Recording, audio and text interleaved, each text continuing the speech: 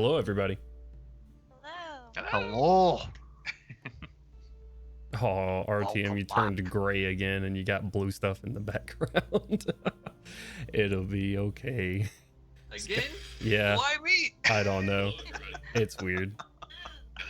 Oh, 'cause no, you I'm getting do those echoed. weird Good backgrounds. God. RTM, you turned gray again and you got blue stuff in the background. Oh, it's playing through my freaking... What the heck is... Oh, it's on my phone. I'm such a dummy. Jesus Where's that Christ. echo coming from? Sorry, guys. My bad. Lots of echoes in this cave. Yeah. Don't listen to 'em. As you guys. Oh, man. Current audio levels seem pretty good. Awesome. Okay. Aside from the echo, I would assume. All right. So, last we left off. It's not too loud. I'm going to turn it down just a little bit more just in case. Last we left off, our heroes made their way down into the caves underneath Al's Perch to purge a problem that the councilmen and the rest of the town have been having that have been stopping their flow of their world-renowned, if I can speak, wines. None of their employees would work in the wine fields, and due to some creepy crawlies crawling out of the caves just beneath, seeming to thrive off of the geothermal activities, these monstrosities stitched together, and obviously a creation of something not natural. The party went to investigate for the town, to assist and for the reward of wine. They made their way down into the caves. They found several of these monstrosities, slew them, and then eventually found the source. A terrible creature that himself had become a monstrosity. Once a human no more, they found him stitched together with every different beast you can imagine. Snakes, dragons. It was awful. The party, after a hard-fought battle, eventually slew the creature, and Gandalin has fallen unconscious. And that is where we're going to pick up tonight's session. Okay. Gandalin. Yes, sir. The last thing that you remember is fighting on top of this beast. Freeing your friend Gorham, who was able to misty step off the top and save himself. Crowley, through some tactical maneuvering on the battlefield, using the spirits from beyond, moving people around, saving them as best he could. Unfortunately, could not get to you. And as the attack, the last thing you remember after several strikes to your back from snakes, 1, 2, 3, grasping onto you, sword in hand, blood streaming down your back, you noticed one large constrictor raise up to your face, staring you eye to eye, mouth open, striking out at you. Your ears ring. A terrible, terrible pain. Your eyes go white hot. You can't see anything. A little bit too loud, guys? Yep. It's a bit on the loud side. All right. They're just weak. They're just weak. Get better headphones. Your eyes go white hot, ringing in your ears. It's all you can hear. And all you feel is the pain. The white goes to darkness. And then you blink, start to blink your eyes open. You grab your face and you pull your hand away and you see blood streaming down your hand. You look around you and you hear rain outside. There's mud all around you. You're currently nearly covered. You look up above you, some sort of wooden platform. The clangs of swords, screams, right outside. You're friends still fighting, maybe. But as you look down at your hand is much smaller. You look and you look around and you look through what look to be the wooden spokes of a caravan wheel. Your eyes meeting your slain father on the ground in front of you. As your eyes pull away, seeing where the sounds of fighting are coming from, you see your mother in a rage with your father's sword in hand. Stabs a shorter opponent, runs them through on the sword. Turns another one behind her. Takes her hand. She's surrounded by 3 or 4 figures at this point. Goes for an overhead attack where her hand is caught. Her arm twisted and the blade dropped to the ground. You watch and you start to crawl towards here as your mother's gaze meets yours, and she just raises her hand for you to stop. You sit there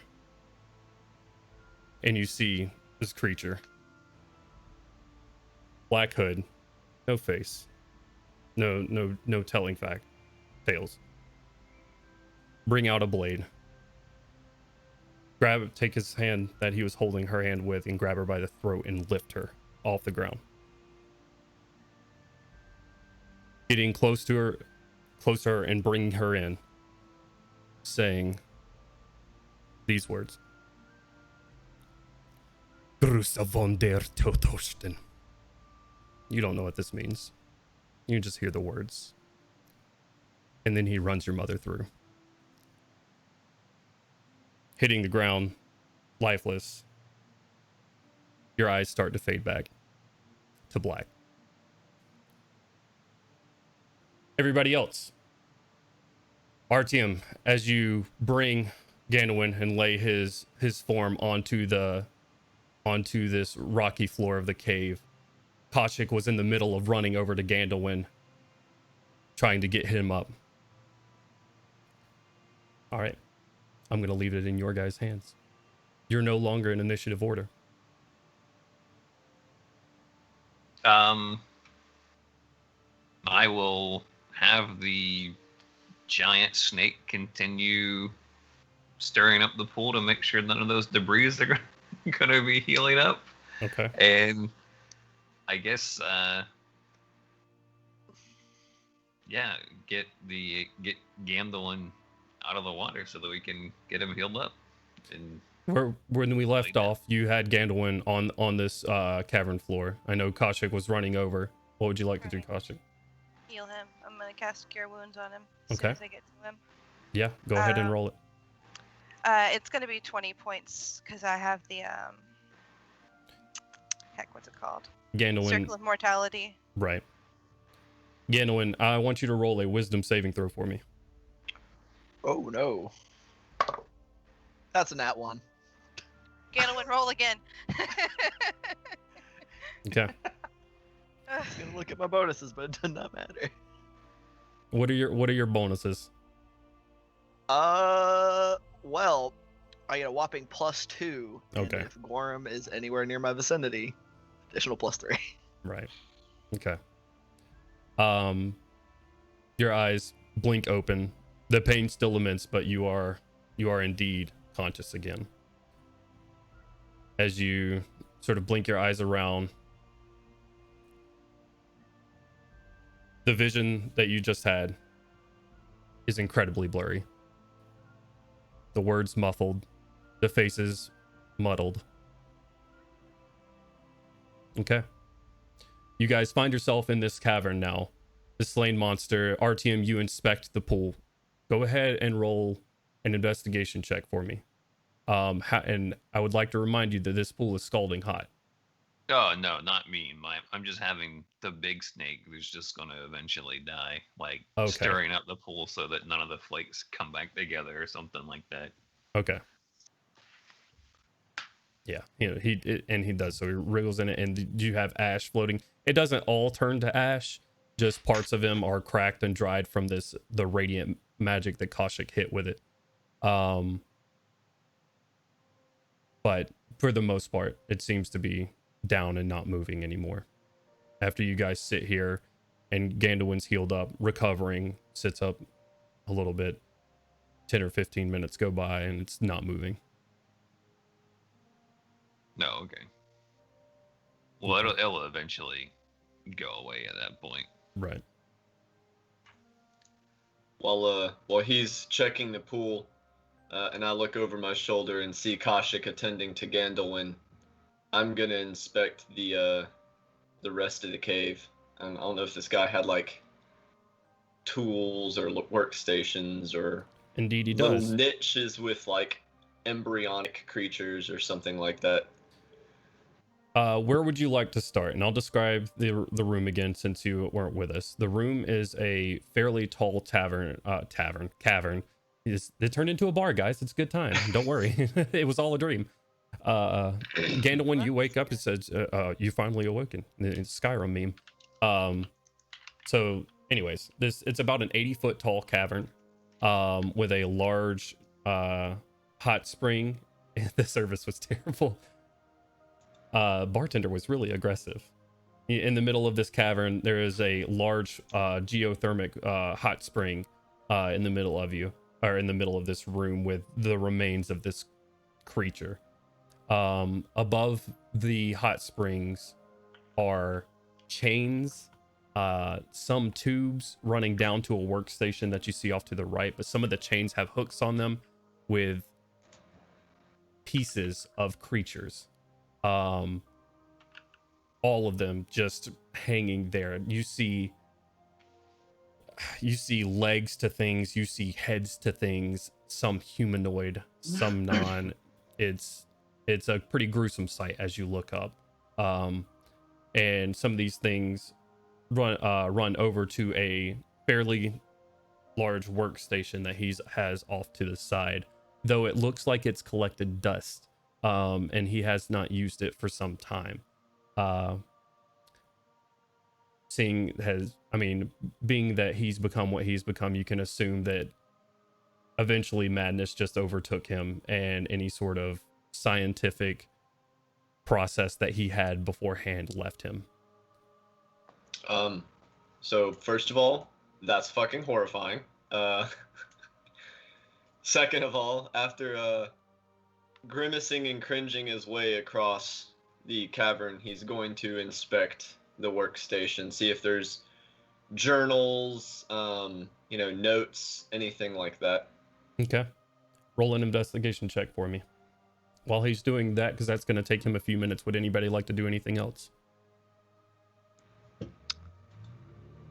Be not dead. Is Gandalwin conscious? Gandalwin is conscious now. Oh. 20, not natural. Okay. So yeah. Gorham's gonna find a nice wall to slump down and sit down for a long time. Okay.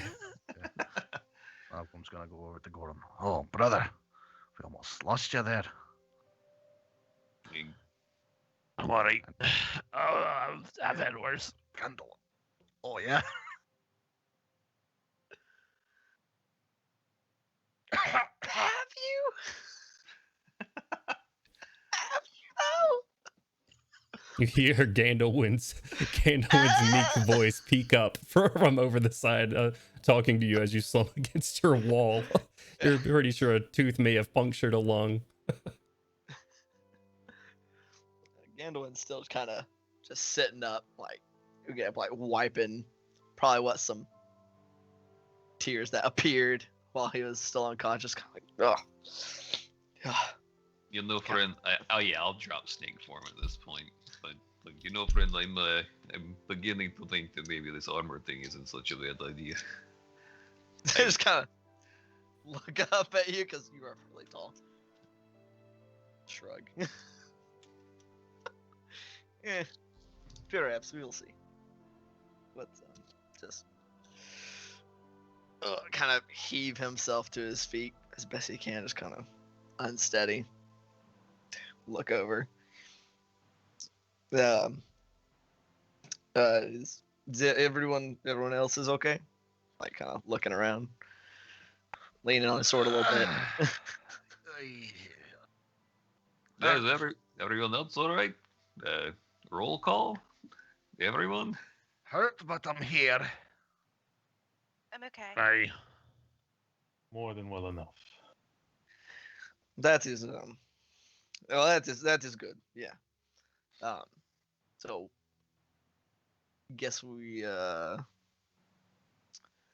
leave and gets roared. Yes. Perhaps we shall rest first a little bit.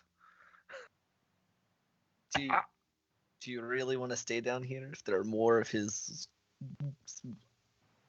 stuff?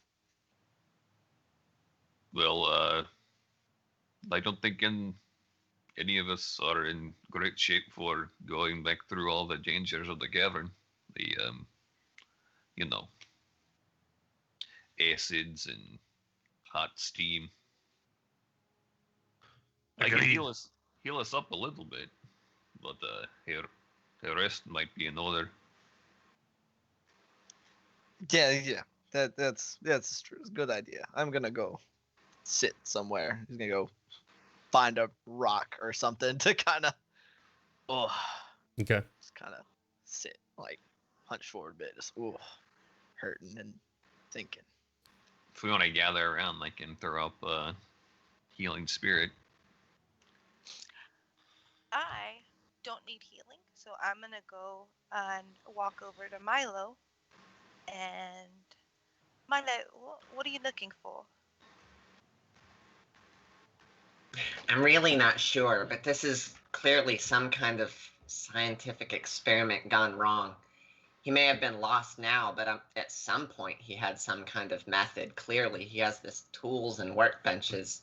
I would assume he has notes or journals or something he was working off of. Which, as you're kind of scrolling through, a lot of I say scrolling through, as you're kind of perusing this large workbench, you do find notes dating back for some years now. As you're looking through them, some of these notes heavily coated in dust, and just knock them off to the side. You read things like, "We've been driven underground. We cannot leave at this point. We're surrounded. It is best that we stay down here." You keep going through. It says, "I found something interesting regarding the geothermic activity underneath this island. There are healing properties. Not sure what else. To be continued." You go through more. And once that's sort of figured out in these notes and you're scrolling through, there is a spiral of the writing gets more manic. The notes get more sadistic is the best way that I can put it. There's talks of accidents are happening to some cadets that we were keeping down here. Best not let them to go to waste. And you can only read some of these notes. It's not a hard guess though that some of these notes are in Carnathi, and but it's easily recognizable. It's just like seeing something Cyrillic IRL, as you're kind of just thumbing through. But you get the gist of these notes and see how it happened. He came down here with a group, and as you guys were coming down here, you did see some remains. You still see remains as you look around the cavern, and dried old crimson splatters around this work table itself. Also on this desk, you see not loose notes like you had just read, but a a tome, a thick tome. It looks like a pinkish red leather cover on it with a large stamp of just, it looks like the silhouette of a humanoid on it. That's all it looks like. Also on this, sort of hanging up on a hook on this workstation, you see a gold necklace with a skull medallion on it. This has several different gems, red and clear gems along the chain itself, and the skull has the top of its skull missing, actually, where you see what looks like an exposed brain. And then you see a set of gloves that are sitting off to the side, made of some weird, like, chitin and sinew type material, that are like, this looks like maybe one of his later creations. It looks like he may have made this, but it's this chitinous black material, as what gauntlets would look like. And then holding them together is this red pink, like almost tentacle looking spiraling material. All right. So the loose notes are getting rolled up and put in my scroll tube. Okay. The tome, necklace, and gloves are going to go in my satchel bag, which I will seal up. We got to study these, figure out what they do. I don't want to go fucking with it now and end up cursed. Okay. All right. Good call. Crowley, Kaushik, and Artyom. Right now, Ganowin, Melgrom, and Gorham are sort of resting on the sides. Would you like to do anything in this cavern? I was gonna throw up a healing spirit to get some people healed back up. Okay. Do you have those numbers rolled up and ready to go? No. I'm gonna do the first 3 to Gorham, the second 2 to Melgrom, and the last one for Crowley.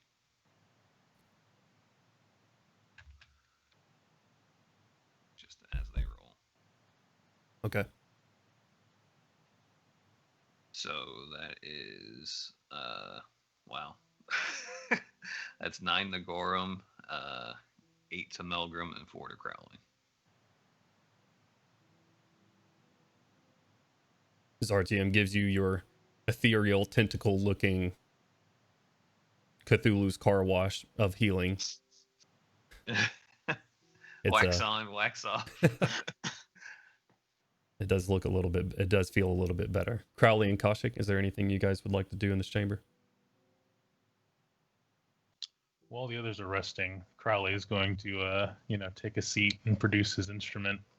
His mask still, melted off on one side, but there's like a black cloth of just swirling shadow underneath, and he's just going to start playing his viola, playing Song of Rest. Okay. Which comes out as a somber melody, just very not too upbeat. All right. Thank you, Artyom. All right, a little bit of medicine. Was Pass I- a bottle around. Was I reading over these notes with Milo? Like, did I read the part about? You could be, This yeah. brings up, And I like, mean, healing it would properties actually and make sense for you to be over there, as in a lot of these notes were in Karnathi, so you could be a loose translator there for him. Milo's a very intelligent person, so he probably understood some of it, but you would have to explain some of the finer aspects to him as far as the language goes. Got you. Yep. So I'm gonna bring up to who's not doing anything right now. Artyom, you not doing anything right now. Artyom and Milo, that we, if we can, should potentially take. If we can, we should potentially take a sample of the water. I don't know how we'll be able to carry that back, but in the notes it said that it maybe has healing properties. I think that's something that we should study. I'm going to finish off the last couple inches of this bottle of liquor Okay. and then dip it in Oh the no. water. All right. Make a perception check when you do that. All right. It explodes. Oh no, again. Oh, that's a 12. Okay. You approach the side of this. It's not a difficult DC. As you approach the side of this pool to sort of dip your bottle of alcohol down into it. Ish. Maybe a little bit contaminated, but yeah, no, it's you make sure to be careful to push it down so as you don't burn yourself. The bottle is hot when you bring it back up. But doesn't shatter, thankfully. As you bend down to see this, you see like weird growing moss or plant life growing out of this. It's like a red pinkish they look like roots almost. They look like roots that are coming up all around the edge. I mean, it would be impossible to notice this in the heat of battle, as they only spread out of these this pool about maybe a foot and a half. But they're just tiny fingers of roots all around the pool, stretching out from it and leading down into the water itself. Yeah, I've got an alchemist's kit. I'm just gonna go through and fill some of the vials with like, a little bit of water, some of the moss, maybe a root, just different things, maybe some of the soil. Okay. As you go up, Yeah, I'll point the root stuff out to Milo and stuff like. It's pretty weird there, huh? Like, I've never seen red plants grow out of water like that, or whatever this stuff is. Yeah, I haven't either, but maybe we can use it to our advantage or something. I'll have to look into it when I look into those things I found on the bench. Milo, What as you did go over. find on the bench? Sorry, go ahead.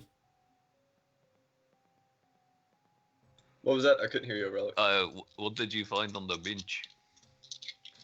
Some kind of trinkets. I have to make sure they're not cursed or have some kind of effect we're not going to expect, though. Okay. Sure. Do you think that this guy was cursed to be a giant thing? No, he seems to have done that to himself based on the notes. No. He didn't even have a big enough door to get out. What was his end game? Complete lunacy. Well, that tracks. Oh, okay, so, I'm, here, you can have this. I'll hand him the bottle, and, well, I guess let me know if you figure anything out. Does this guy have more of these things? This is where they came from? Anything more recent was completely lost in rambling. Anything inside this cavern I think we've killed, but outside of it, I've got no idea. Nah, okay. Well, maybe we could try to just collapse this place and not worry about anything. Jesus Christ. There's lots of chains up in the ceiling. I don't know. Seems like a pretty good idea for no one to ever come down here again. Milo, roll an intelligence check. That sounds fucking dumb. 12. That's a terrible idea. That's a terrible idea. Bringing down a cavern this size underneath a city may go very, very poorly for the city. Yeah, we don't Oh, wanna it was create, like, a directly under sinkhole the or city? something. Okay. I thought it was like a little, like a couple of acres outside of town or something. Okay, my bad. Fucking collapse the entire town. It's right underneath one of the biggest vineyards in the town. Good We job, went through guys. it to get to the cavern. We saved don't the town. people don't live like in between the rows of grapes though. It's okay. I know, but still, that's their livelihood. Even if we didn't take out the town, we'd be taking out their entire vineyard. You can grow plants other places. It's fine. Okay. Fucking, dear God, there's a giant hole in the ground. Milo, Do you want grapes or do you want undead monstrosities? Your pick. Milo, as you step up to get a sample of this root that Artyom is pulled out, tell me how you're doing it. So I've got a full kit. So I've got like the little little clamp things and probably like a little cutting device like tiny scissors. Okay. So like grab it with the edge of the pincers and pull it out and kind of snip like a 1 or 2 inch sample and drop it into one of the vials and cork the vial down. Okay. And do that. As you pull it up, I just punched my mic. I'm not used to it being right here yet. As you, I'm sorry, everybody. As you pull it up with your clamps, you see it's a like moist, sticky, almost mucus-like substance surrounding this. As you pull it up and you snip it, you hear very, very slight, inaudible if you were not this close inspecting it, a slight as about a foot of this root recoils from you. That's so funny because with my mic muted, whenever you asked him how he was doing it and he said he snipped it, I was like, I bet it screams. I'm going to be side-eyeing it very, very cautiously as I place the sample in and cork it. You do. And you Be like, place it down, cork it, and you see it slightly twitch. Hey, so maybe we shouldn't stay down here. I'm gonna relay what happened to the party. Okay. Yeah, see, now you're thinking that maybe we should collapse the place.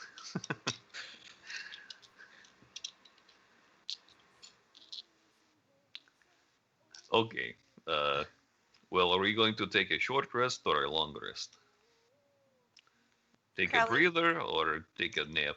What does Crowley's song do? Why would this start playing? Sorry, guys.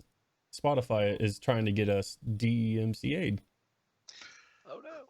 What in the absolute hell? Hey, All right. Sorry, everyone. Toss a Coin to Your Witcher was playing in our background, and I'm glad I heard it. That song slaps. Hell yeah. Hell no. Yeah, As that's this a, enti- that's a hell no. Coin off Yeah, the Witcher. this entire thing would be muted, and let's hope it's not. Jesus Matt Christ, Matt just Spotify. peg someone with a fucking gold coin. Bow! Shut it Oh! All right. Basically, when you spend hit dice at the end of the short rest, you can use you can gain an extra 1d6 hit points. Extra healing for a short rest. All right. Honestly, Kashik, as long as we keep an eye on things, I think we can probably rest here for a little bit. I'm going to finish taking some samples while we do so, but I think staying any longer than that would probably be a poor idea. I don't know what this root thing is, and honestly, I don't really want to find out. At least not down here. Right, so a short rest it is. yeah, short rest sounds good. Big herd. I'm about to spend so many hit die. So you're investigating around as they're doing a short rest, Milo? Yeah, I'm gonna, because I only took out one sample, so I still want to get the one in the water, the soil, and that moss. Okay. Roll another investigation check for me as you're kind of moving around the cavern, just looking around. Since I'm not hurt, I would like to help him out and give him guidance. Okay. 23. 23. You walk around this pinkus, like mucus, like root. It seems to be the majority of it. What looked like moss are just smaller. What's the word? Arteries, maybe, from this same root, smaller. So you could get a sample of that as well. It is just smaller. I think arteries is probably the best word. Just like offshoots of these slimy roots that you've already cut once. You sort of walk around and Artyom hits you with guidance, and in one of the back corners of this cavern there is a somewhat dusty, like, smallish chest back there, tucked in a small alcove. You sort of see a shadowy portion of it, and you walk back there. There are several skeletons back here. skeletons, not skulls. And as you sort of look around, yeah, this is what you see. Gonna like suspiciously peer at those skeletons and like pick up a rock or a chunk of slate or whatever and yeet it over at one of them. See if it moves or anything. Okay. My trust level's pretty low right now. You take it, you throw it, cracks one of the ribs. Gonna like surreptitiously come over and like tug the chest kind of out of the alcove Okay. and look it over. Make a strength check. 13. You tug it a little bit. You don't get it that far. It's fairly heavy. I'm with him, so I can help him out. Yeah, absolutely. Go ahead, roll Artyom. Oh. 19 plus 3. Oh, yeah. Milo, Or you 4. start to slowly sort of move it. It's gotten just buildup of dust and shit around it as you, not literal shit, but as you start tugging on it, Artyom comes over and helps you pull this out. Just kicks up a ton of dust, but you guys have pulled it out of this alcove out into the middle of the chamber area. It looks like a simple, like a, not a tin chest, but an iron chest. Is it locked or can I just open it up? There is a lock on it, yes. All right.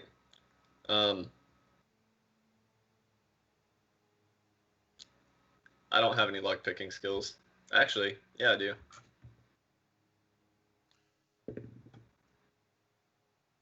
Were they 16? Is it still locked? 16, it is still locked.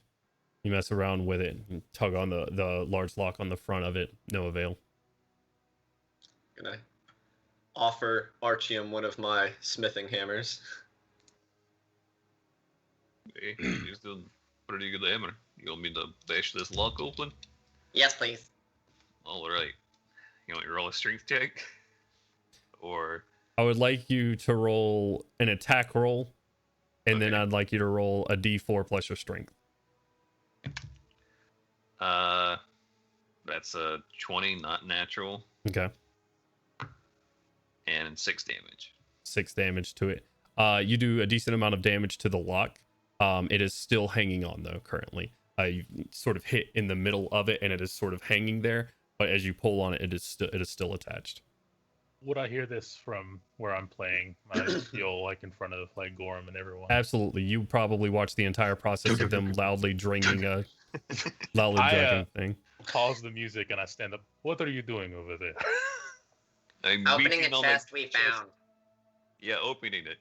One moment, please. And Crowley is gonna walk over there. It's going to look down, and it's a lock on a chest, right? Correct. He's gonna use knock. All right. You can cast knock. It has some time because it's been beaten to shit, but after a second, the magic force just seems to struggle with it, and it finally tugs it open. Oh, Crowley, now that's much better. All right, Well, open the lid. See what's inside. just kind of like cleaning out my ears with a pinky real quick. Like, was definitely awake now. Milo, make a Constitution saving throw for me.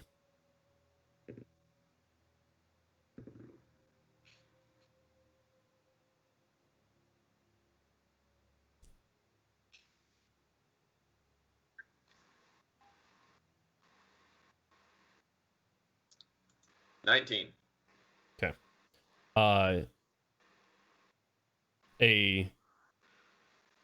getting feedback from something. I hope that's not going through. A cloud of green mist brings its way out of this chest towards your face. You quickly back away from it, and sort of cough for a second, waving it out of your face. You take 4 points of poison damage, halved from 8, and you're poisoned for the next hour.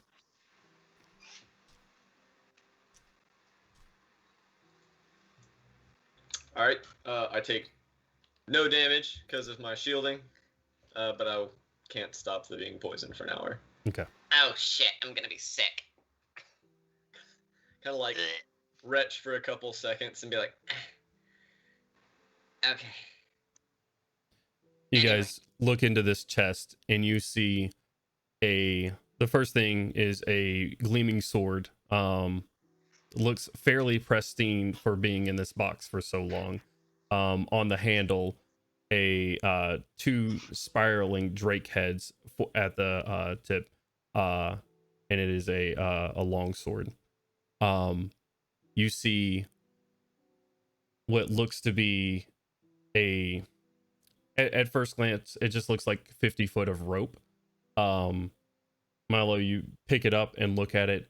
It looks nearly identical to the roots that are growing out of that ground behind you, a pink, and you hold it up to your face, and the rope itself slightly twitches on its own. And you also find... Nope, that's it. That's all you find in there. Looking over your shoulder, Crowley's gonna be like, I know a certain Karnathi young man who could probably use that sword. Yeah, but like everything else, we should do an I agree. actual check over it before we actually use these things. Put it away for now. my eyes have not left the whole time we're talking, just staring right at that root, just kind of in disgusted horror. So the weird rope root is just sitting in the chest. Yeah. I'm gonna. Wriggling. Is it bundled up, or is it just like Yeah, it's like rolled up. Sure. Artem's probably a little bit tipsy at this point. He's just gonna pick it up and give it a shake. Pick it up, give it a shake. God damn It it. shakes. The end of it, as you do, just twitches a little bit. No other reaction. Are there any like satchels, sacks, bags, backpacks, anything like that the Karnathi dudes may have brought down here with them? Make an investigation check. 11. You find some items over there, very beaten and torn leather, and some rusted daggers and short swords. But yeah, I mean, that's about what you glean with an 11. You don't see anything on those corpses or anything. I mean, the bag was all I needed to put the rope thing in, so we didn't have to stick it with our actual stuff. Yeah, you could probably roll it up. You pick up one bag and it's got like a large hole in the bottom of it just from age and dry rot. But yeah, if you're just sticking it in there and just rolling it up without a problem. Yeah, that's all I wanted to do. Okay. And then the sword we can just carry in its sheath. All right, that's all I got. Does the rope seem to respond when you poke it, or does it just constantly writhing around? It's not constantly writhing. It's every now and again, and if you poke it, it seems to activate it somewhat. It seems to be a slight response. I want to try and talk to it. Okay. Can we wait until we're in a controlled environment, please? I believe he's already doing it. Yeah, you And you can't wouldn't really know. see me try to make a mental link with it. Yeah. Are you a living rope? There's no response. Okay, it's just a weird flesh thing. Gross. Yeah, I'll just toss it in the sack for Milo. Okay. That's really weird. Who would make ropes out of, what is that, intestines or something? It's whatever these root things are. So you make ropes out of these roots that move around? That I seems don't know. That's why we have to get out of here so I can actually research them. like if you tie a knot, it'll just wriggle free after a long time. It's very impractical. Just shrug. It's not like the entire rope moves. It's like one end of the rope just slightly twitches a bit. Right. It's not like you're wrangling a boa constrictor over here. That was a few minutes ago. Right. That's true. All right. Okay. Anybody else? That's basically what I'm doing for the hour. So Okay. Yeah. Oh. Since when we walk through, we're gonna be walking back through the. Maybe not. I'm gonna mend my boots. Okay. Without issue. You look at it, there's just a couple of pock marks from the acid before, and you take it and you mend them. No issue.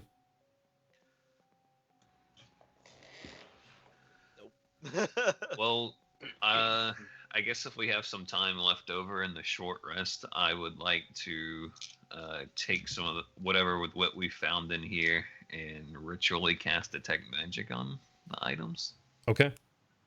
and see if there are any cursed properties, as Milo mentioned. All right. Let's pull up detect magic. As you sit there for about 10 minutes to cast this, would anybody, and I looked this up, would anybody like to do anything else? Gandalf's just chilling, elbows on knees, head and hands, just probably half sleeping. Anybody else? At least visually. Anybody else want their boots mended? No. Okay. Nah. Gorham's probably also When like asleep. when Archim starts his little ritual thing, And stop and explain. As soon as we get out of here, I can set up tools to identify them tomorrow. Okay, but Gorham's asleep. Why not? Because we're not in a controlled environment, we don't know what else is down here. Well, I don't need a controlled environment. I can just do this right here in the dirt. Okay, but we still don't need to use them regardless, till I can identify them. Oh yes, I'm just making sure that it's not, this sword's not going to try and stab us in the back as we're going back up top, I'm not stopping you, so. Right. Okay, so you can see the faint aura of any visible creature or object in the area that bears magic, and you learn its school of magic, if any. Okay. So you cast it, and you're just sort of going across the line for these items? Yeah. I assume. Okay. You come across all of these items except for the notes that he's gathered. Even the tome, the pinkish red tome, are all magical. All of these things are magical except for some of these pieces of paper over here. So, if there's like anything that we could put them in, because they could be dangerous. Just throw Well, them I already looked for containers and I didn't find much, so. Okay. Where's Gilly? I can identify them tomorrow. I got that would be best.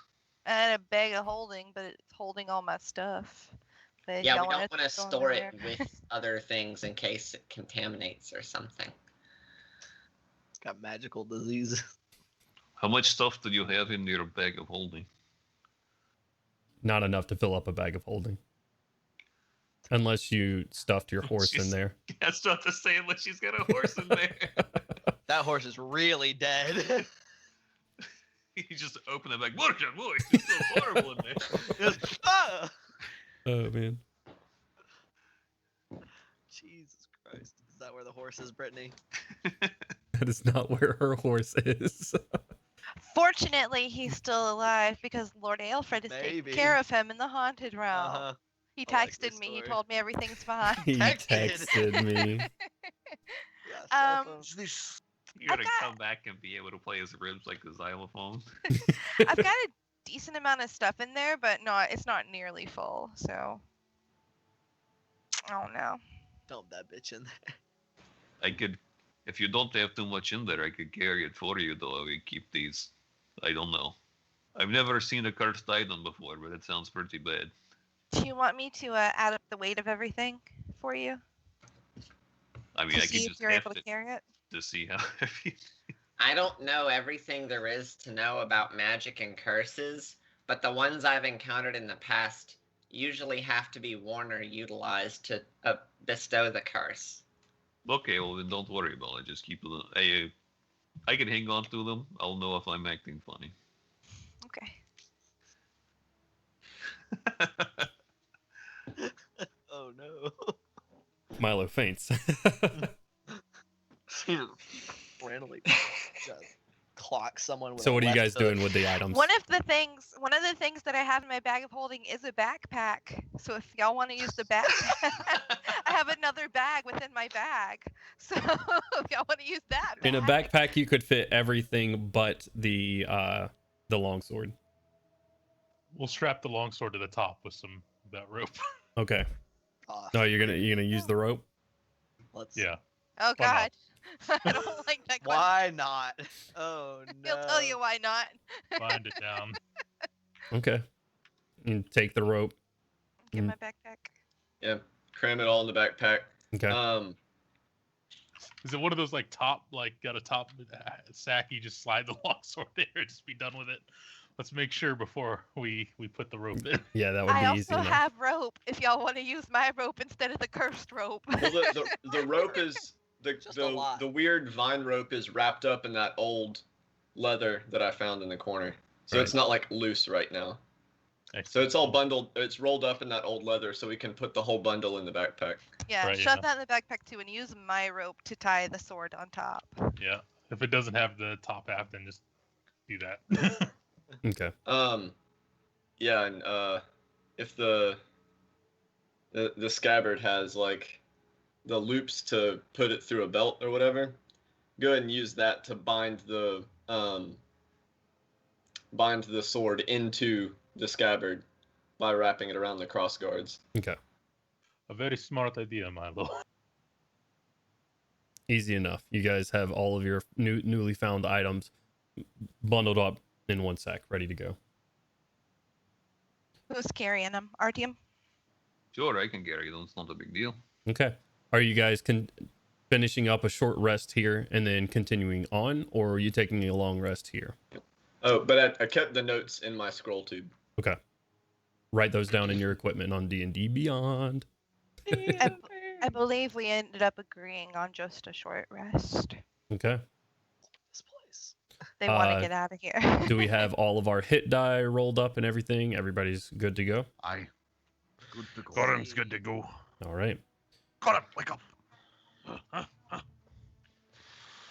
You guys get your things ready. Taking one last look around this cavern, hoping to never see it again. You guys make your way back out this long chamber, making your way down where the glyphs were. Let's get a marching order. I cannot add these items in D&D Beyond because they do not have a add your own item thing. They should. And Put notes them in your notes. is not an item. You can put them in like your notes section, your extras in your notes section. Somewhere. On like other in notes. I Or- see. Other. There we go. Yeah. Add other. I know Artyom's got to be in the back because he's gonna set off a bomb as we leave. Oh, Gandalf, What? you rolled a natural 1, didn't you? On the wisdom check, yes. Yeah, roll exclamation !nat1 in chat. Or just put it in the Twitch chat. I had some fun with Nightbot the other night. You said just nat one. Yeah, all one exclamation word? point !nat1. Oh, it didn't do it. Rip. Oh, the number 1, I think, is what I did. Oh. There you Oh fuck. go. All right.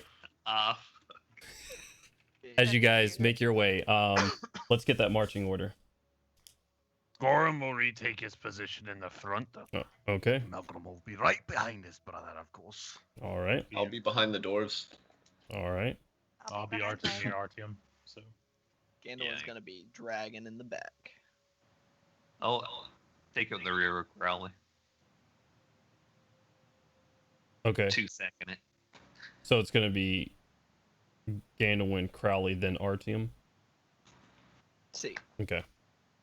Where's Kaushik? Behind Milo. Okay.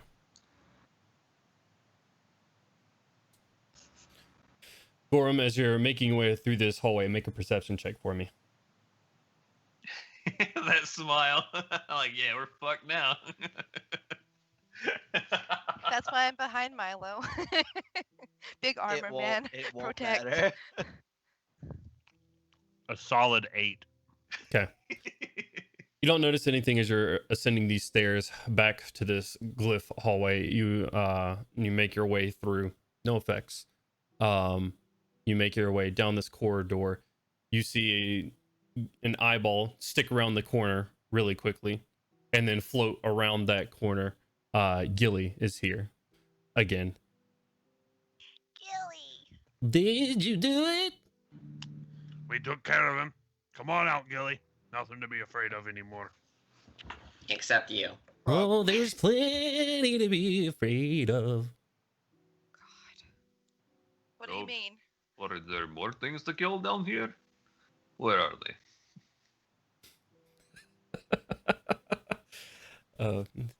An eye sort of pokes up to see you across everybody.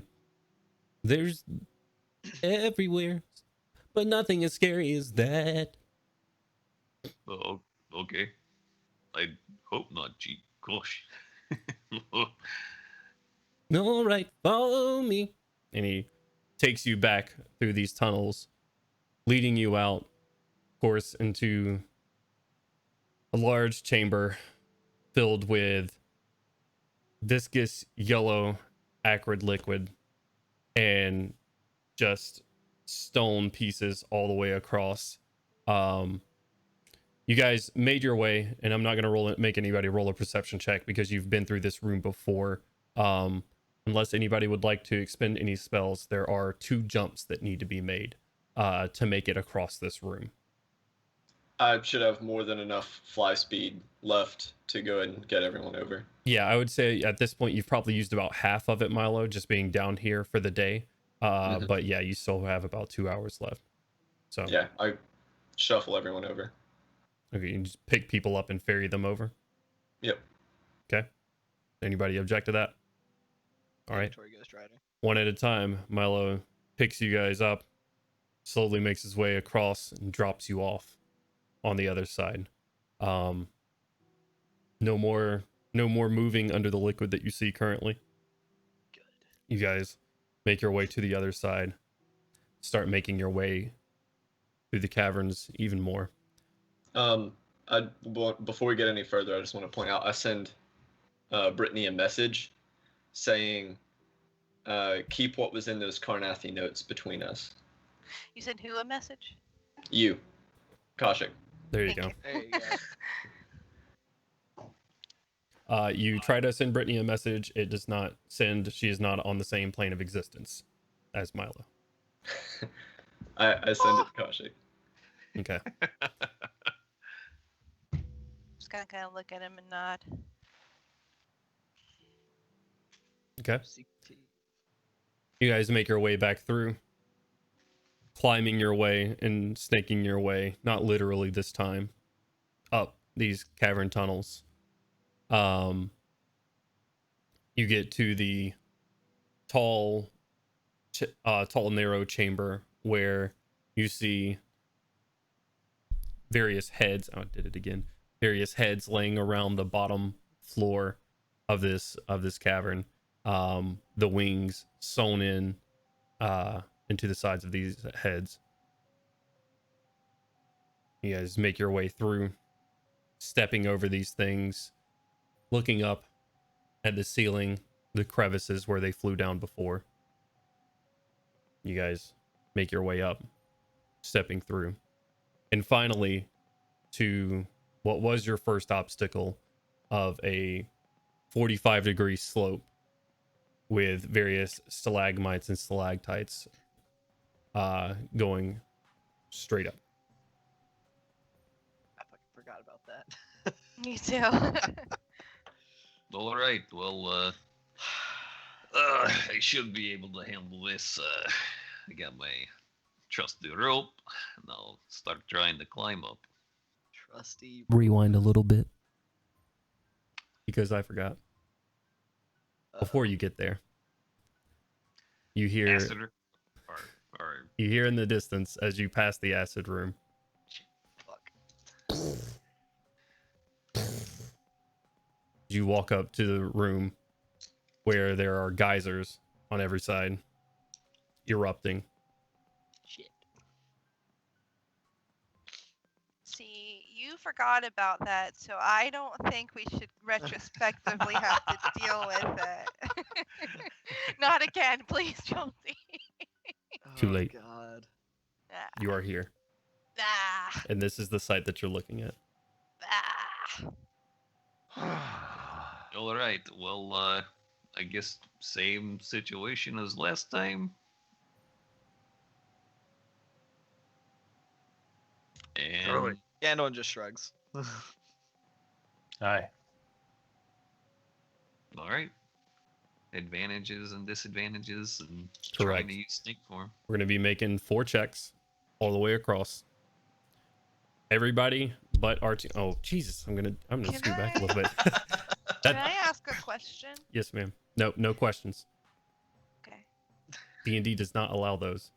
you're right. The Is fir- is it possible for Mage Hand to be able to protect us at all from that kind of thing? Like kind of hold Mage Hand up like an umbrella? No, unfortunately, Mage Hand is just an It's not ethereal that big. hand. Yeah, it is quite literally just hand-sized and not meant for any sort of protection. You could move small items with it, but that's about it. She wasn't in Hold an Bigsby's umbrella with it. hands. Droplets of water are small. I can move small droplets of water. I would like to firebolt each individual droplet of water in the air. I would like to Listen. reiterate that these are not just droplets of water that are hitting you guys. Right, I know. These I are know. very much like the rides that we were on at Universal. Oh no. Well, guess who except for wasn't on those rides? instead of the very, very cold water that we were experiencing, it's the exact opposite. Oh, good Gotcha. God. Okay. So advantage for everybody except for RTM. You have disadvantage. First check. Okay. And these are dexterity saves? They are. Thank God. We are all near Gorham.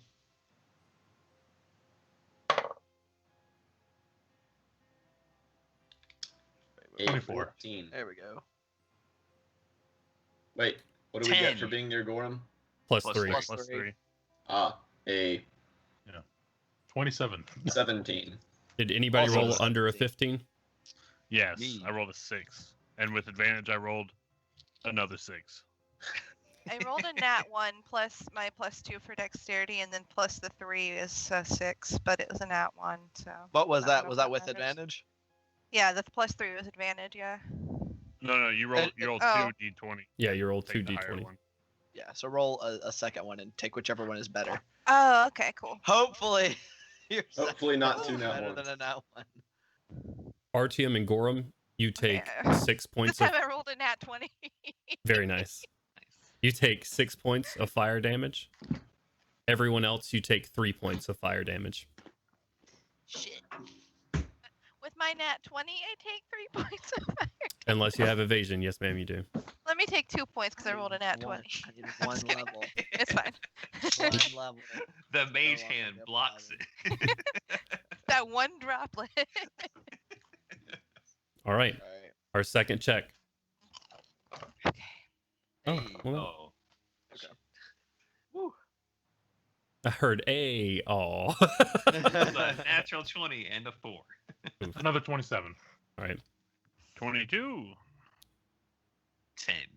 A Natural 100. 25. 17. It was a 9. Total? Yeah. That's even with your +3 from Gorham? God damn. Uh-oh. Gandalwin, what'd you roll? 25. Oh, okay. All right. So RTM and Milo, you take another 6 points of fire damage. Everybody else takes 3. Did you roll like a 1 and 2, Milo? I rolled a 5. And What was your other roll? you I'm know, not proficient. Oh, it was a 1 and a 5 were my 2 rolls. Oh, okay. Oh, god Ouch. damn. I'm sorry, Jesus. Jones. What was that second bout of damage? another 6. Another 6. Okay. I have 1 use of my shields left. I'm gonna lose all of my resources to hot water. This is bullshit. Are you kidding me? All right. Third check.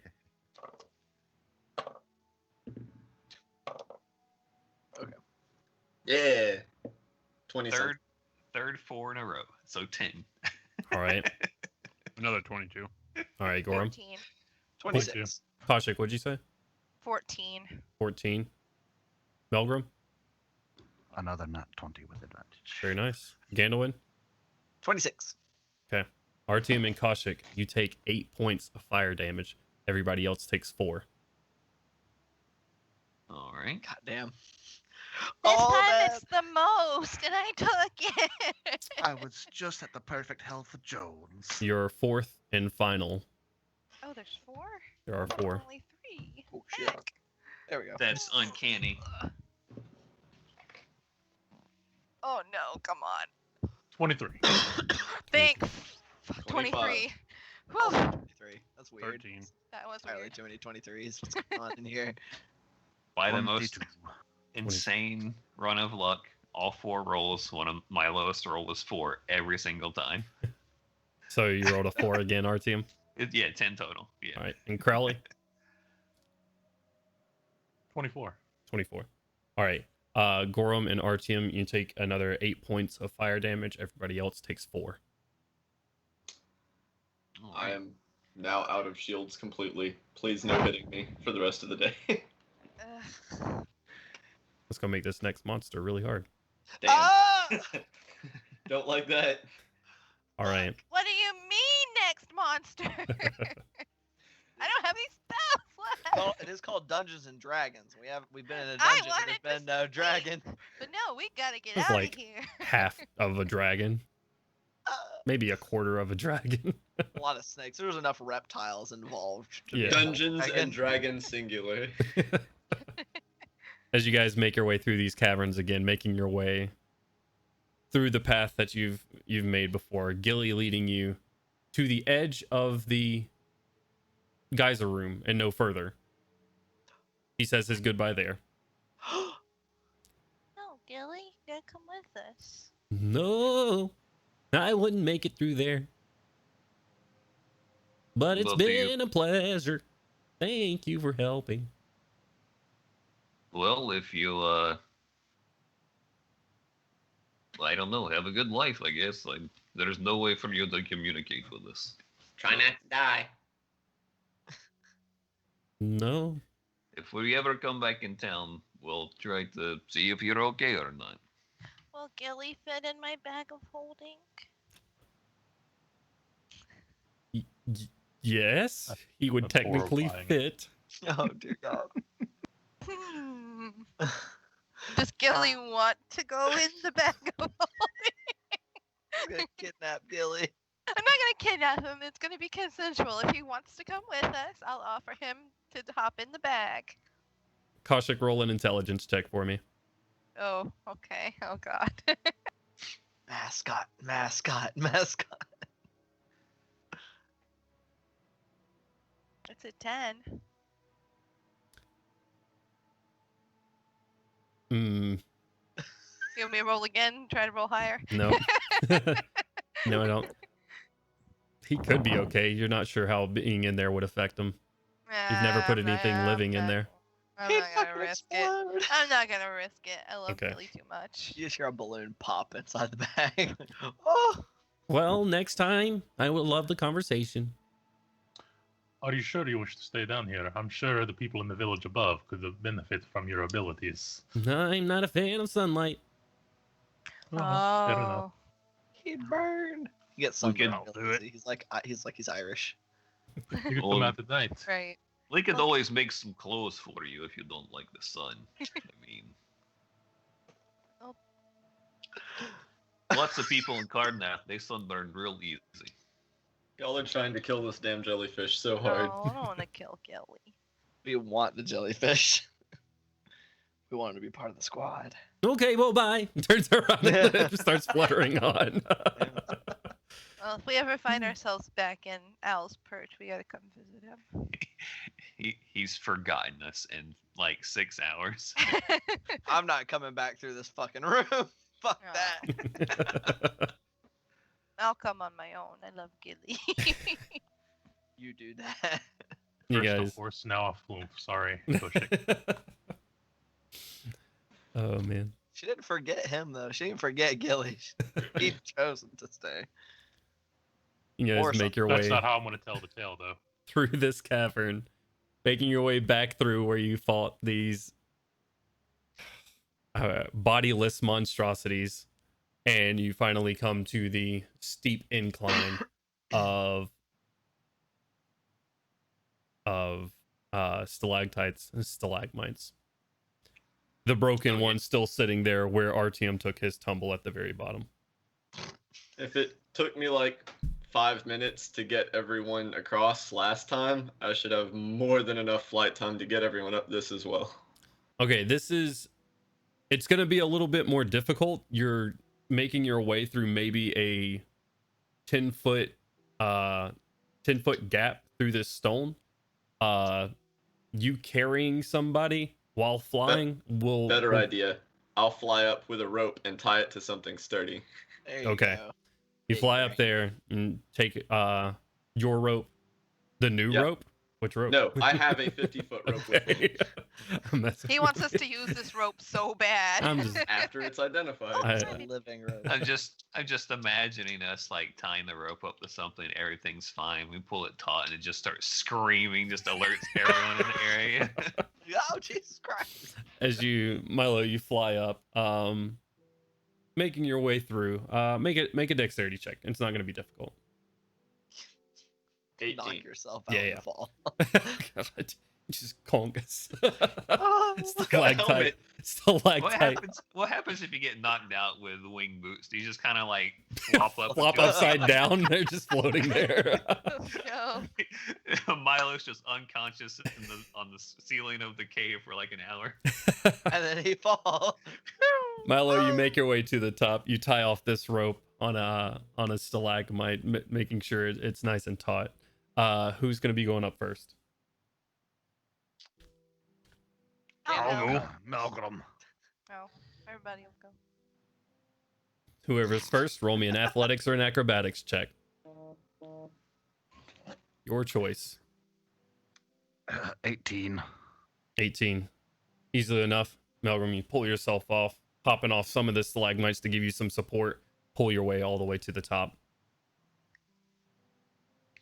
Aye, come on, brother.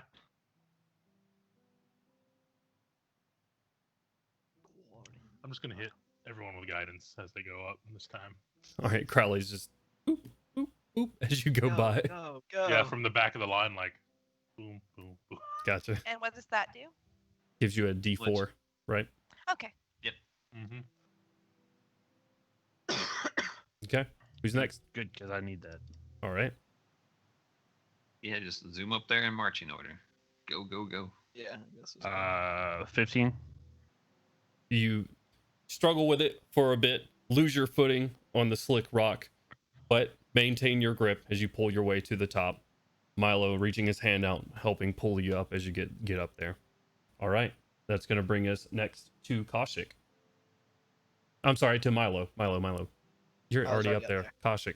I was right the first time. I flew back down and climbed up the Just to climb up the road. Oh, so it is me? Yes, it is you. Sorry.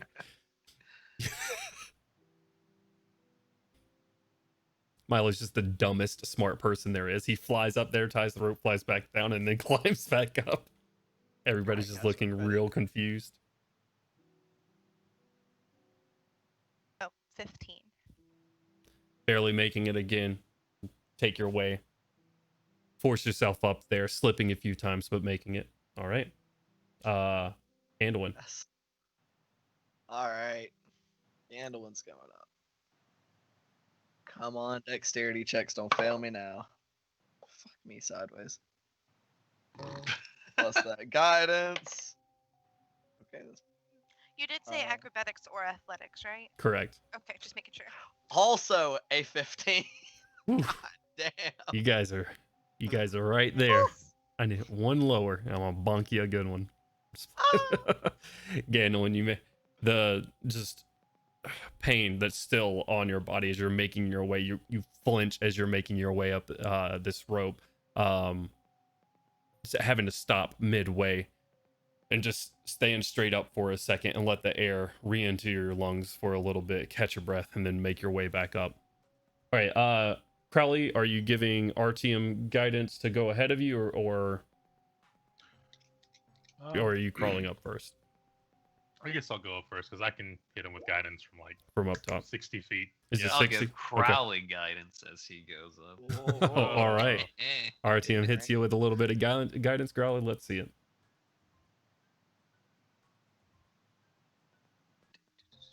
Damn, it was a 16, and then it bounced off the die into an 8. Let me roll that 4, even though I know it's not going to add anything. I just want to roll the d4. All right. 11. 11 total. All Mhm. right. As you make your way, wow, you take 6 points of bludgeoning and piercing damage as you make your way up and hit one of the slick spots, your leather boots, and you hit your arm and start sliding down. RTM kind of steadying you as you make it to the bottom back down there. Go ahead and make another check for me. Yeah, sure. More guidance. Oh, yeah, totally make it. 14 plus 1d4. Plus 1d4, yeah. Yeah, 15. All right. Oh, you guys with the 15s, you make your way back up this time, brushing your cloak off. Make it to the top without issue. All right, RTM, last one. All right, let's do this. Snake. That is a 16. Okay. Without issue, you pull yourself up, finally making it to the top. Milo retrieving your rope. You guys have a short trek. Okay. I thought someone had something to say. You guys have a short trek up to the mouth of this cave, passing by some of the calmer pools, or calmer hot springs, making your way through out of the entrance of this cave and up the wooden stairs. As you guys break the mouth of this cave entrance, exiting, there is a stark temperature difference from all of the warmth and humidity that you've been experiencing in these caverns. It's cooler than it seems, it's cooler than it actually is, rather. It seems cooler than it actually is because you've been in there, but as you kind of make your way up to the top, there is a cold breeze blowing in from the north. At this point, it is in the dead of night currently. It is pitch black, and as you're sort of a couple of maybe 100 feet off from the start of the vineyards. What would you guys like to do from here? Well, maybe they still have some ale in the tavern if they're still out of wine. Yep. If not, we got ale on the boat. I could use a drink either way. I'm gonna go find that general store girl that showed us around before. Have her take me to the burner. Middle of the night. You don't think she's gonna be asleep? I didn't hear that part. No, I'm gonna wake her up with the dulcet tunes of a viola, like wake up, wake up. Somewhere to sleep. You hear from inside, "Wake me up." Damn, I'm better than I thought. You guys make your way. It's the Donkey Kong mix, though. You guys make your way through the overgrown vineyard, making your way finally up to the log gate that surrounds Owl's Perch. There is a guard there in leathers, just sort of sitting there in a small torch, sitting on a sconce. Bloody hell. You all look like right shit. And Yeah, we we feel feel like like it too. shit, too. Let us in. Hey, speak for yourself. Yeah. Come on in. Councilman Marius said you'd be making your way eventually. And he opens the gate for you, no problem, ushering you guys into the city. Closing it behind you. Oh, yeah. Where are you guys heading to? There's good ale on the boat, so that's where I'm heading. Sleep on the boat. He's gone right Could to do bed. both. Okay. This is true. I should go check on Bill. We were gone a long time. You're not going to take a drink with us, Gundolin. We'll see. That's a no. Had a rough game. He'll be all right. Let him get some. All right. I'll head back to the boat as well and go immediately to bed. Tell her there's no need for a midnight snack. Okay, so everyone but Gandalin is heading back to the boat? No, Gandalf also is going Heading back to the boat. Okay. yeah. All right. Everybody to the boat. All right. You guys I'm gonna make... get the- Go ahead. Oh, just say, I'm gonna go ahead and get everything set up before bed for me to identify those things in the morning. Okay. You guys make your way back to the boat finally out on the docks. A couple more ships here. Seems like people have docked here for the night. You guys make your way back onto the boat. Bill sitting on the bow, sleeping, curled up. And Erish is awaiting and up for you guys currently. This guy. He is... But how, Go how ahead. does the boat smell?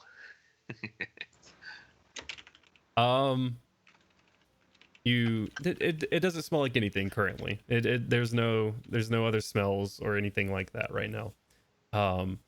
You guys make your way onto the boat and down below where Erish is currently. I was wondering when you'd make it back. Is everyone okay? There's lots of fighting. Some people got injured, so we're probably going to rest up. Maybe a small snack if you're up for cooking things. Where are all the candles? Of course. And he kind of goes over to his quarters and he said, gets one. It's like, I didn't know if anybody would mind. No, this is your home as much as it is ours. Go light candles everywhere. He is so polite. Very well. I do have something that may be of use to your rest, that I got while I was out on the town. Come here. And he goes back on top of the boat, and on the back of your boat, sort of floating there on the back is a black stone ring, with some sort of like glyph, like filigree sort of stuff all around the sides, and it's just sort of sitting there floating. He says, Sir Gorham, step on up, put your hands on either side. All right. I'll do what he asks. Okay. You put your hands on either side of this thing. I like to be expressive, and this is restricting me. I gotta do something different. Punches Mike. You gotta do like mine where you can reach underneath. There you go. You put your hands on either side, and you feel a slight tingle across your entire body. Everyone sitting around Gorham sees his hairs start to stand up on their end. Your beard, Gorham, starts to raise slightly, and indeed the hair behind you as well. And then you see just bits of dirt and grime being lifted off of you as you sit there, and it's like pouring out of the ends of your armor, just sweat and grime that you've accumulated over the past couple of hours. This disc sort of lifts it all from you, accumulates it into the middle, and just like ejects it out of the back of the boat. What the fuck? Just cleaning yourself as well as your armor and hair. You feel as if you've taken a bath in a spring. That's a great find, Erish. Where'd you find that in this little town? I actually made a deal with Miss Gretchen with some of my earnings, so. It's a smart move. Let's Makes my job easier and hopefully adds a little bit of comfort to your lives as well. Yeah, Milo is like frantically awaiting his turn to use that. That sounds like something he stole. yeah, I'm gonna elbow I'm gonna Milo go like next. I think he's trying to say you stink, Milo.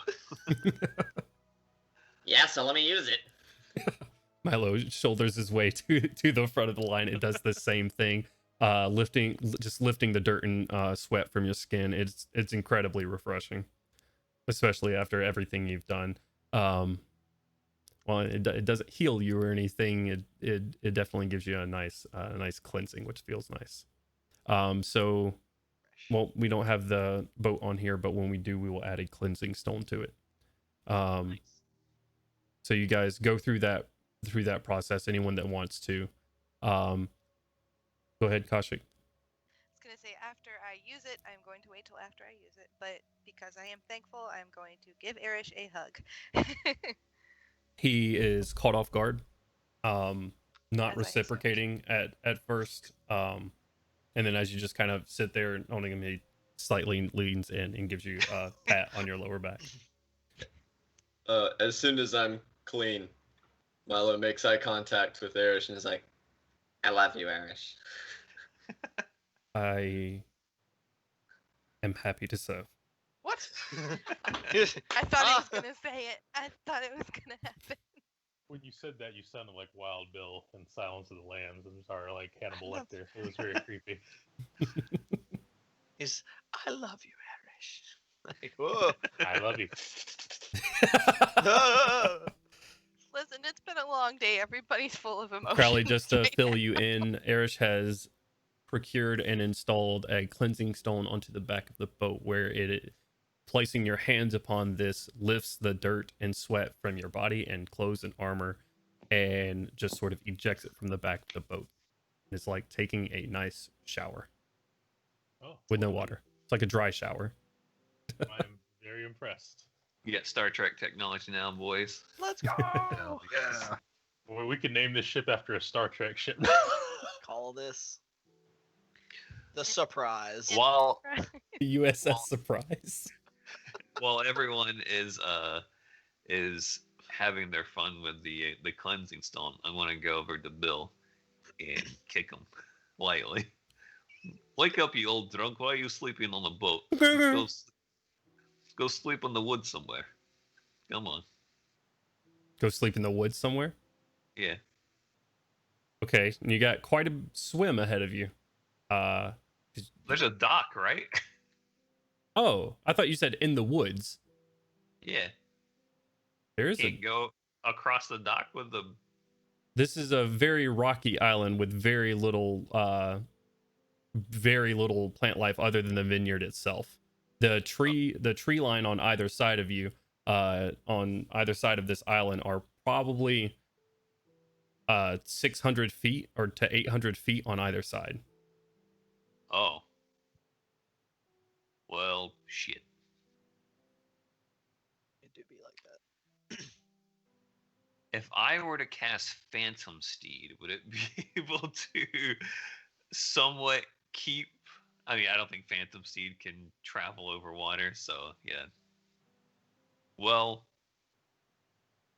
looks like I'm going to have to precariously get Bill up the side of that cliff.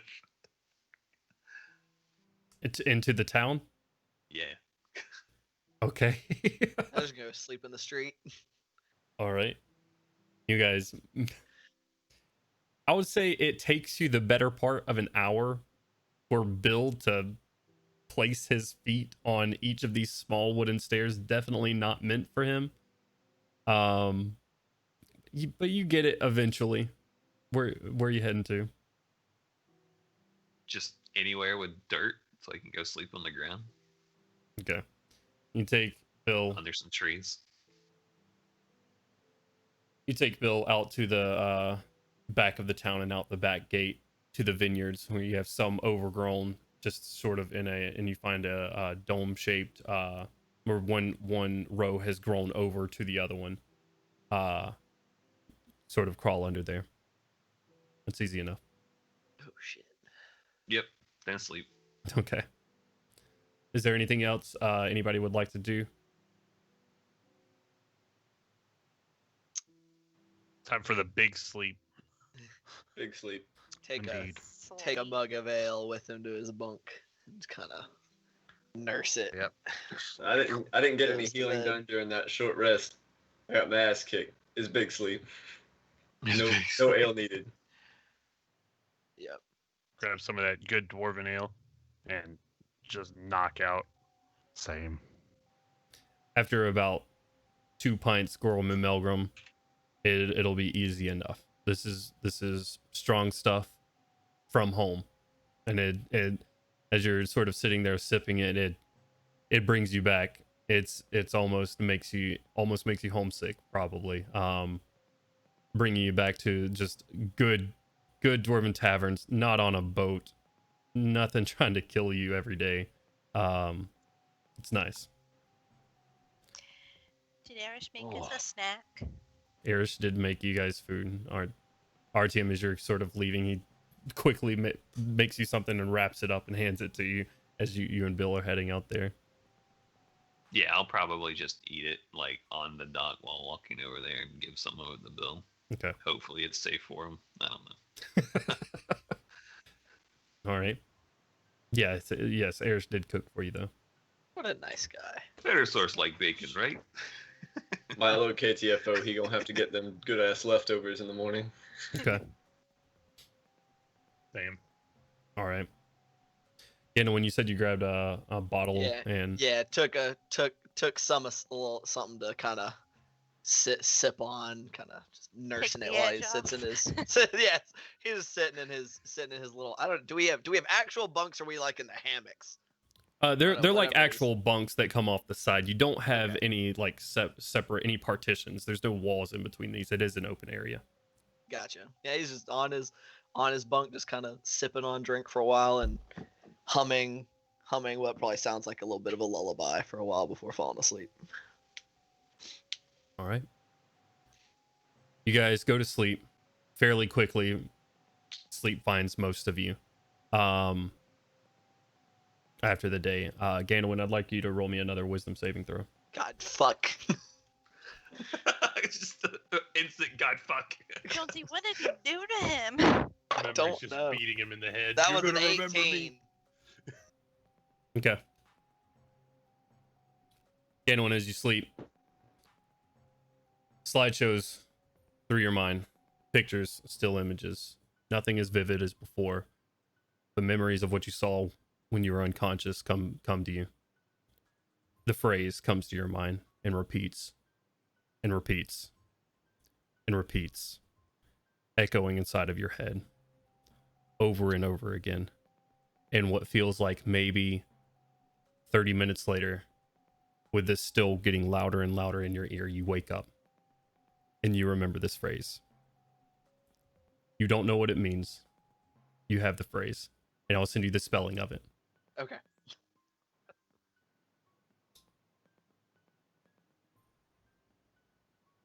You guys wake up fairly late in the afternoon, as you had a very, very long day yesterday.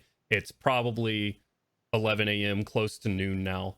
Arish is already up, cooking breakfast for everyone, getting some strong coffee together, and you wake up and it smells like lavender on the boat. As you see back in Arish's bunk and near the captain's quarters on either side of the boat, just small glass jars burning, a lazy trail of smoke from each. But definitely a different scent. Go ahead, Artyom. How high did you say the cliffs were on either side of the boat? These are sticking about 25 feet above the water itself. Oh, okay. So yeah, you guys probably come above board and be out in the water. Just say, go ahead, you can jump. The water is really deep enough for boats to get through here.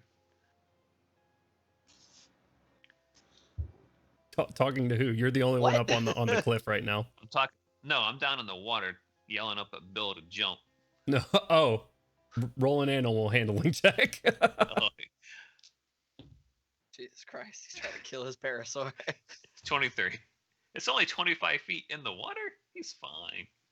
You're trying to convince something to just jump off of something that is much taller than him. I don't know if you've ever seen a dog contemplate jumping off the couch. It can take some doing, but without issue because of your relationship with Bill. He sits there and gives a slight huh as he jumps off the cliff and down into the water. There's a really long splash. So early to bed and early to rise.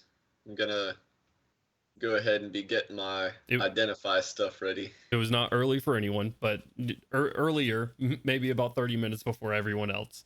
Everyone else. Or aside from you and Crowley, but everyone else. RTM going through the town, Gandalwin, Melgrim, and Gorham. All right. Well, yeah. As soon as I'm up, Yeah. it's identify time. Okay. Once I wake up, I'm going to join him. That's Alright. that's on my spell slots. I'm gonna cast it first on the tome. Okay. And what are you casting? Identify. All right. I'll be sitting down and watching this. All right, and we're just hanging out on the boat right now, except for RTM. RTM's down in the water with Bill currently. Yeah. All right.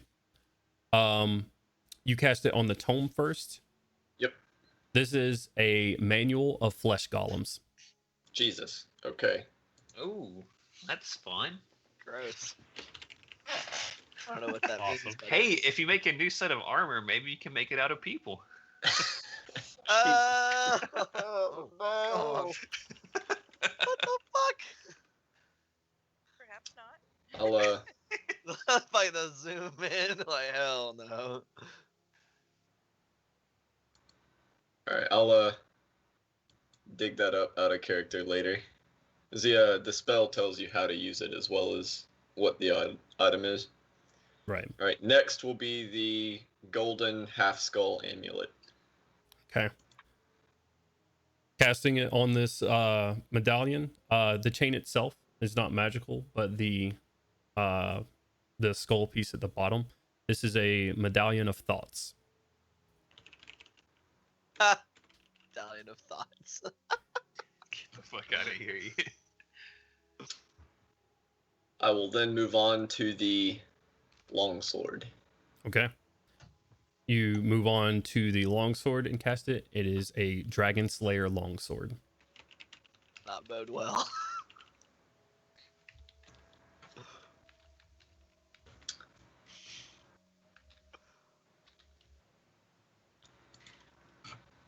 I guess Next. we know how that guy got those dragon parts in there, you know what I'm saying? Right?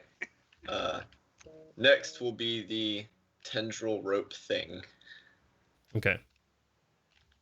You cast it on, and you think that the living nature of this rope would cause it, if it were to be severed, but then placed the two ends placed back together, that it would grow back together, making a rope of mending.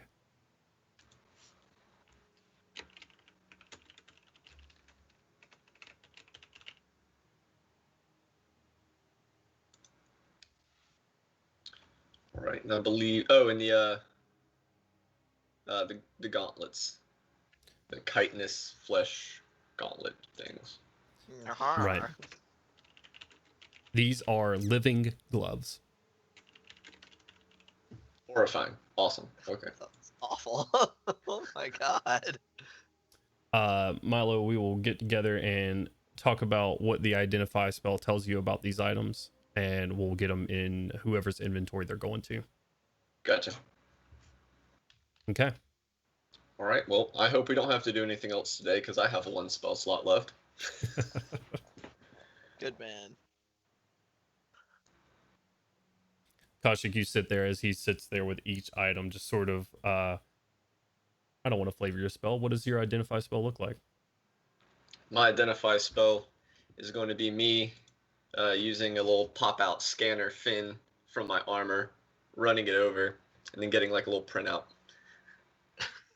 You've got like a little thing that like, the I'm just Yeah. imagining like the old dot matrix printers. Cute. It's like coming out your fucking armpit, like rip. All right, what's it say? All right. You see this process go on for a few minutes, Kaushik, as he goes through each item individually. Okay. No comment. I'll watch. Then I'll ask him. I'll ask him. Okay, what have you learned? This shit's fucking horrifying. But probably useful. Especially this coin. We'll figure out who's gonna be able to make best use of what later. None of it's cursed, thank God. Or thank Onatar. Well, then just go ahead and give the long sword to Milo. I'm sorry, What? Gandolin, my bad. Another thing where I'm looking to the right side of the screen while trying to stay looking at Ian. The only thing that you get with it doesn't, your identify spell isn't going to tell you let's look at it actually before I make that ruling. We're going to look at spells. You choose one object that you must touch through the casting of the spell. If it is magic item or some other magic imbued object, you learn its properties and how to use them, whether it requires attunement, and how many charges it has, if any. You learn whether any spells are affecting the item and what they are. If the item was created by a spell, you learn which spell created it. If you instead touch a creature through the casting, you learn what spells, if any, are currently affecting it. Okay. So yeah, I mean, I would say these are properties of them. You say neither of or any of these items are cursed. There are properties, not cursed properties per se, but of the living gloves and of the manual of golems that could have adverse side effects. What are those side effects? The manual of golems, if you are not how do I put this, versed enough in either the arcane arts or just unable to comprehend, you think that someone could potentially take I'm trying to explain this in game and it's not working for me. There would be painful consequences. It would be mentally scarring. There you go. Ah. Take psychic damage equal to like 1d10 bad puns. Except for many more puns than that. Oh. Oh dear God. The living for the- gloves, Yeah. once donned, cannot be removed and cannot be unattuned. Without certain magics. Jesus Christ. They embed themselves inside your skin. Does he know what magics? Remember how I said these items were horrifying? Yeah, I stand by that. Gary skeletons. But those are the only two adverse effects that you gain from these. Gotcha.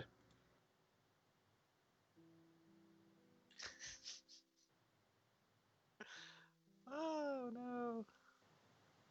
Good Okay. job, guys. Heck We're gonna yeah. hurt ourselves with some of the very first magic items we get a hold of. Let's go. The living gloves are pretty crazy. They're pretty cool. So, is anybody else down there with me and Milo's? Like, is Crowley down there? Crowley, are you down there with us? Yeah. Oh. Whenever I get the opportunity to be alone with Milo, I'd like to pull him to the side to have a short chat. Okay. Currently, the three of you are just down here right now. Erish off in a corner cleaning up from the morning's meal. All right. Would Once I'm done identifying everything, okay. I'm gonna take the printouts with what they do and put them in a chest at the end of my bunk with the item. Oh God, I think I crashed. Oh no, am I back? I think Yep, I I'm crashed back. for a second.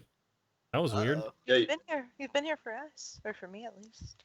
you froze up for a sec, but it's all good. That was Uh, very weird. Okay. Anyways, you said you take the printouts and put them in your what again? I'm sorry. I'm assuming that the bunks have like a little like chest for our clothing or items or equipment. There's no chest or anything. You could just put it in your pack. But there's no built-in chest. That's what Erish actually got, was some organizing things for his stuff. So Alright, he I'll need bought to get one for myself some stuff later. Anyway, I just wanted to keep the items with their printouts and kind of keep them separate so we can figure out what we want to do with them later. Okay. Anyway, Yeah, what's up, Kaushik? Wait, are we alone now? Crowley's still down here with you currently. Crowley, get out of here. Get out of here. There's just a smiling mask looking at you, just like, go on. What time is it in the morning? Like you said, like 6. What, for like It's about 7 by now? It's about 11:30 at this point. Oh, 11:30. Well, I've got business to attend to. I'm hopping out. Okay. I got a blacksmith to see. All right. You make your way back into the town. Easily enough. No one stops you. They know you've been there, and your paperwork is currently stamped. You make your way back to the blacksmith that you found. Knocking on the door, making your way in. No one's there currently at this little front room. You hear some shuffling around in the back. Okay, well, I'll just wait there, jumping my fingers along. You see him kind of peek around the corner, rubbing his eyes a bit. Sorry about that. Dozed off. Not a problem. I'm sure you were working hard into the night. Yeah. Shit, where is it? Oh. Grabs it, brings it around, shows it to you. It is well done. It is what you need. So he presents it to you and hands it over. That'll do it for you. Indeed, it shall. The last poor rapier, dude. I knew you so well. Who? Don't worry about it. Not a problem. I thank you for your quick work. Have a pleasant day. You do the Does same. it have it? Flip the close sign for me as you're leaving, and he heads back to the back. Flip that side and just make That my is a way out. hard-working man. What a Does it have a guy. jaw? It should. It does have a jaw. The jaw is not hinging. It is. I mean, it's gilded now. so right. It's I would gilded hope and it is not. in If place. it was, I would go back and give him another 100 gold. But I'm impressed he got through it so quickly. God damn. Just gonna have to find me some leather straps to bind it to my belt or something. I'll do that later. And yeah, I'll make my way back to the. Just put it like up here on your mask. So it's just like you have a golden skull coming off your into forehead. the mask. It's like it's just coming off your forehead, like the back. So it's like higher up than the rest of your head. Jesus. Point of order, Crowley. Have you is your mask the one that you were wearing from yesterday? It is still. Okay. I haven't said I've mended it yet either. Okay. All right.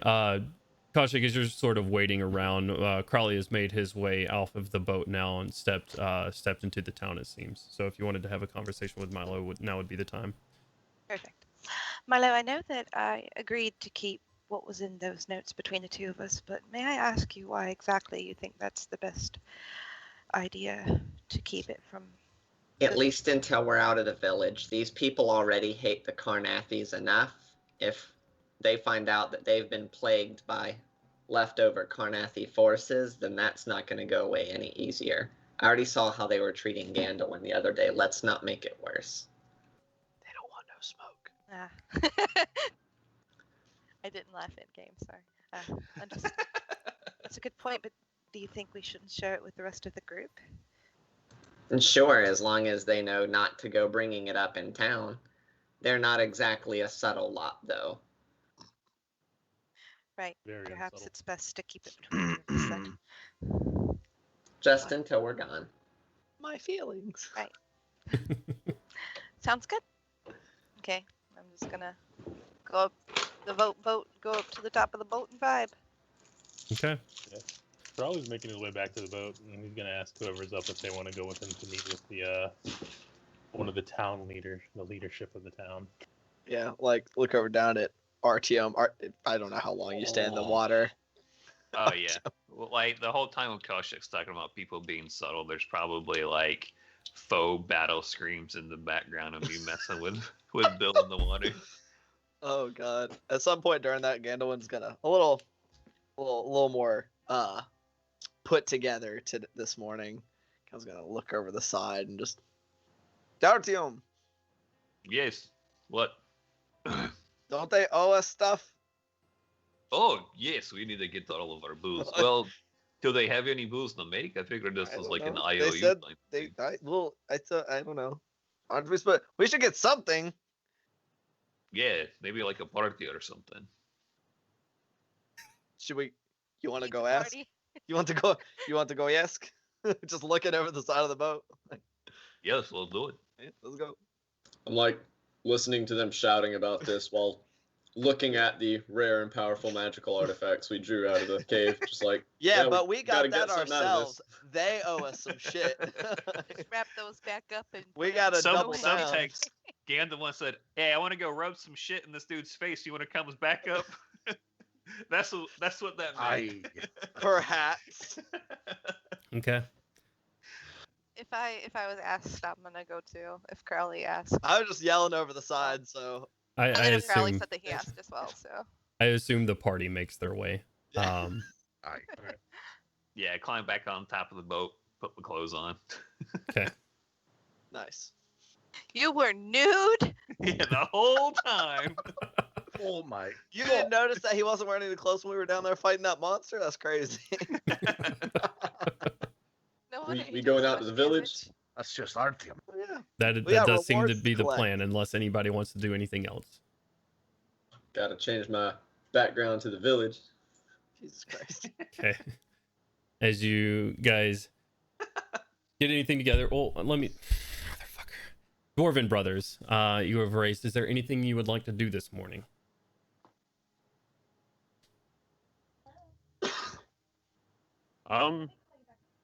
Not really. Ready to get out of here. Aye. Right. I hate this place. Okay. As you Um, guys get your, go ahead, Milo. I was gonna say, as I'm walking up out of the hold, when I see Gandalf, I'm just gonna kind of push the scabbard and sword belt with the Dragon Slayer sword at him. Here you go. Yeah. Yeah, what? What is What he pushes into your hand is a very nice blade. The hilt of Yeah. it, two dragons spiraling with coming to a dragon head at the end of the hilt. Like, you'll never have to sharpen it. Yeah. It's really What? well balanced, and it'll kill the shit out of some dragons. be judge of balance. It should You are be the- you are magically balanced to you. I don't know what that means, but okay. And it'll kill the shit out of some dragons. This is oddly specific. That's what it's for. Have you seen dragons recently? Nope. Oh, Is okay. Telling you what it Let's does. hope we don't. Just gonna like Aye. kind of turn away with the sword while he's waiting for, I guess, the crew to assemble to go talk to this guy. Take a look at it, unsheath it, get a little swingy swang, like, oh, this is a nice sword. This is rich people sword. So, Mm. Ian, it'll give you +1 to attack and damage outside of dragons, and then an additional plus 3d6 damage to dragons. I'll kick the dicks out You of a can dragon. add that to your equipment in D&D Beyond, and it should add the attack for you. Oh, that's fucking sick. Okay. As you guys start to debark and make your way back up to the town once more to talk to Councilman Marius, that is where we're going to take our break. Give us about 15 or 20 minutes, guys. We're going to refresh on some beverages and the like. So stick around. Drop a follow if you haven't yet. Much love. We'll be right back. Woo! Can't find the be right back screen. There we are. Woo. Bye, guys. And welcome back, everybody. hello. Hi. Thank you again for tuning in. We are Hard Knock Hello. Dice. The first half of our session, our adventurers made their way out of the caverns below Owl's Perch, taking as little bit of damage as they could, but still sustaining some injuries.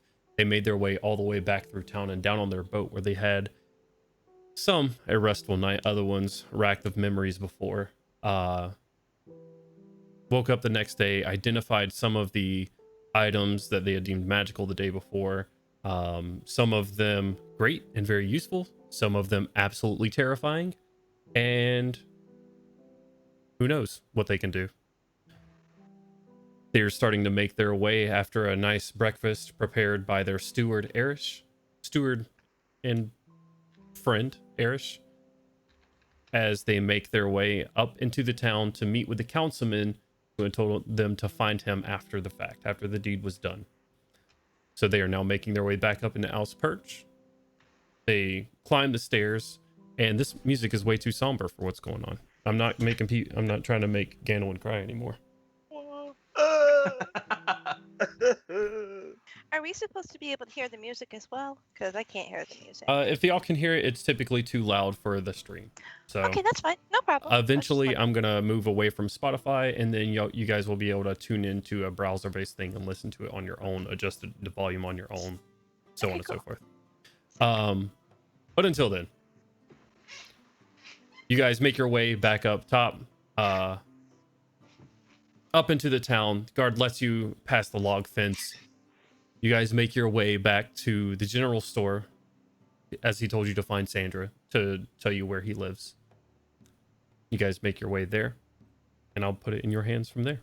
Sandra is there, sort of rearranging the items on the shelf. So to make the shelves look more full than they are, she is currently merchandising, spreading things out, distancing them, trying to take up some of the wine space that is typically filled with other items, restocking items, trying to put anything and everything she can in forefront. It's weird because she's got like up front where their presentery wines would be, she's got like jarred vegetables and stuff, like pickled vegetables going on. It's somewhat sad. She sits there, just, hey guys, it's good to see you back. It's wow, you're back already.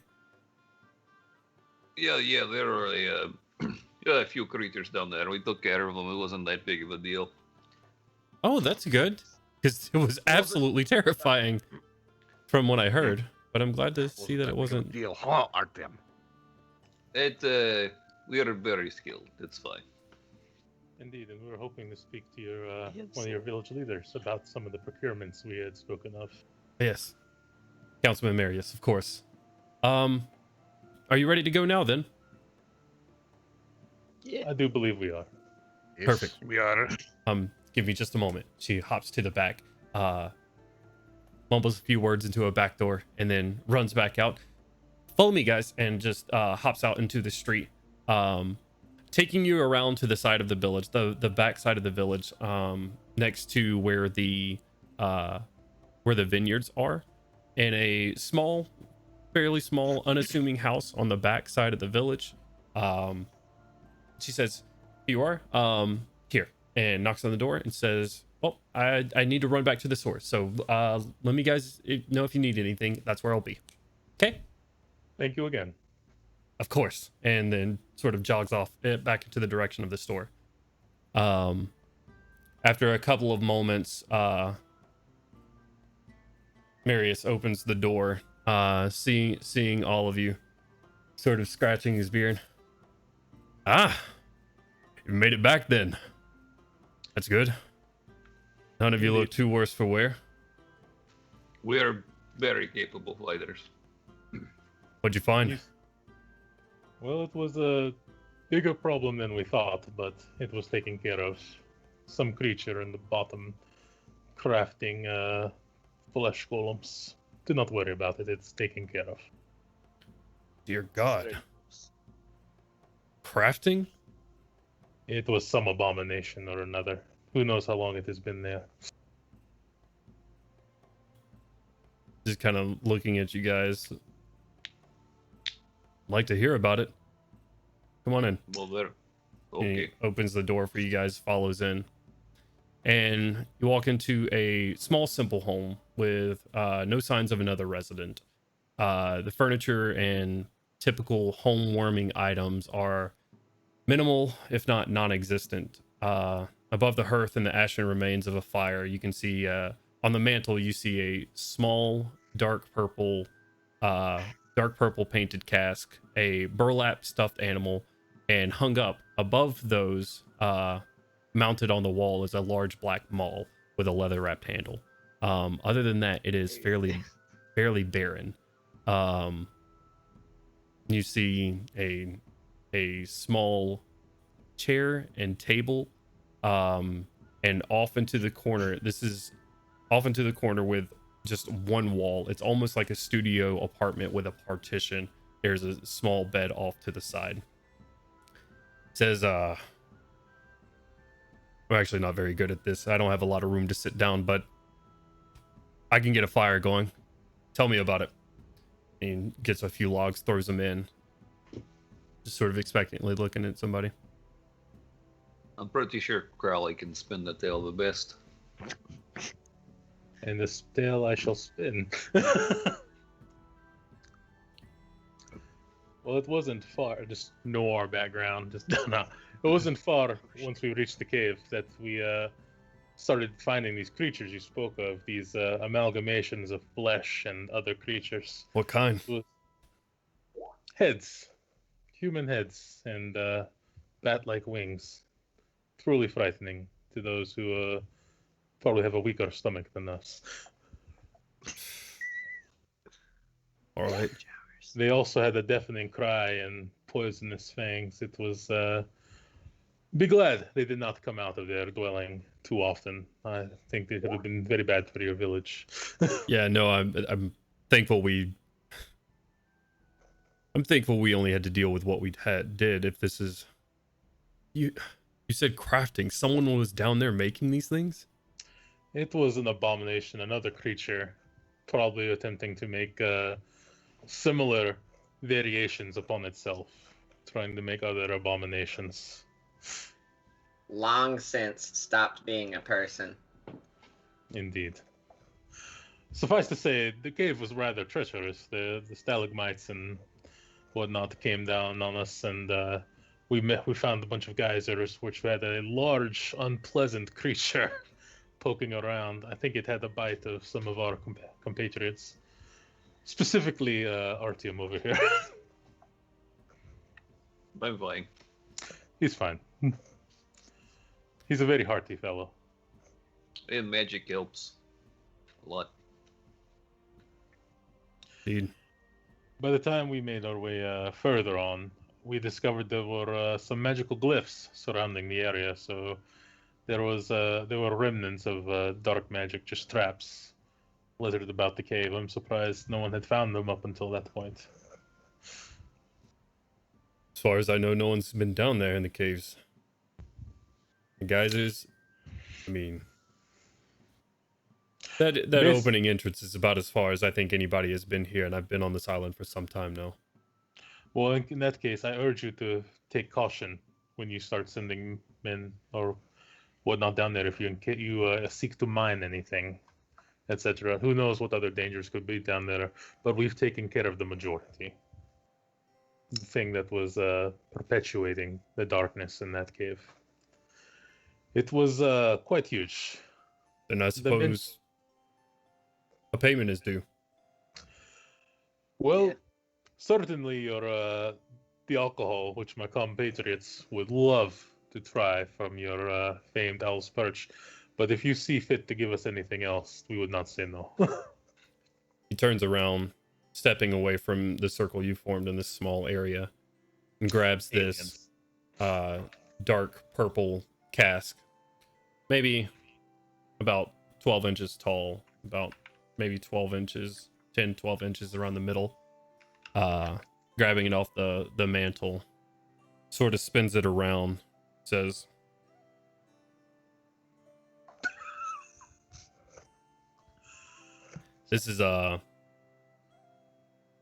this hopefully is payment enough.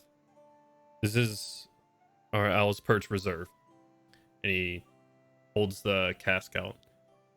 It's older, much older than anything else we're going to find around here. Unfortunately, you're not going to find. Most of our wine shipments have been portioned and shipped out already. And anything else that we have left in reserves is going to be our income until we can get the vineyard back up and running. It doesn't help that winter's right around the corner. I gingerly take the cask and then pass it over to Artyom and the dwarves. I imagine they're together. Just, here we go. Okay. Well, as we said before, we're fine with accepting this, and anytime we come back near Owl's Perch and you have ample supply, just give us some, as we said before, just to try. Though I'm sure this will spoil us, no doubt, Councilman. Without a doubt, that'll spoil it.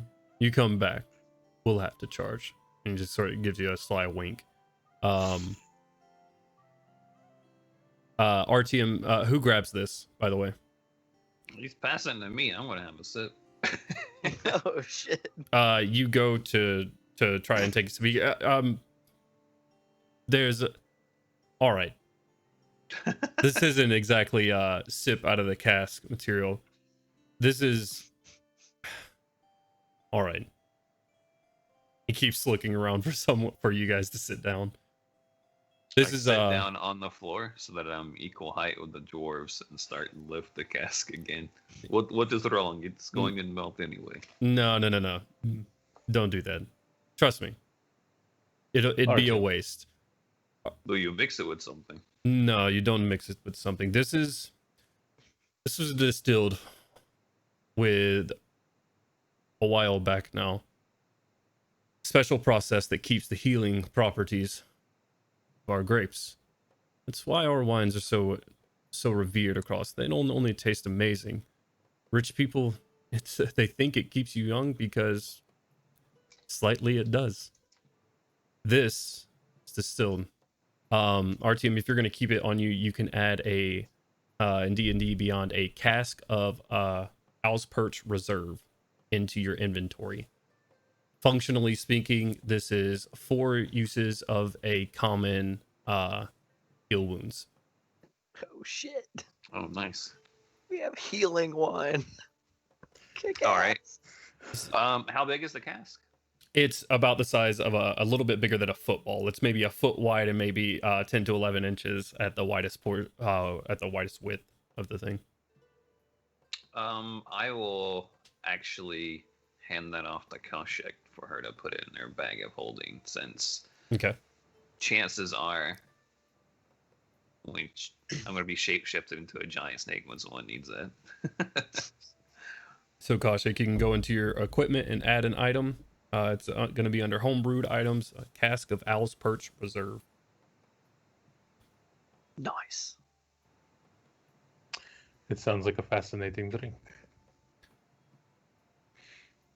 Indeed. Yeah, It'll be Kaushik, super fascinating once I get some of that in one of my vials. you should definitely take care of this. I don't know. I feel like you're probably the only one of us between you and Crowley fancy enough to have something like this.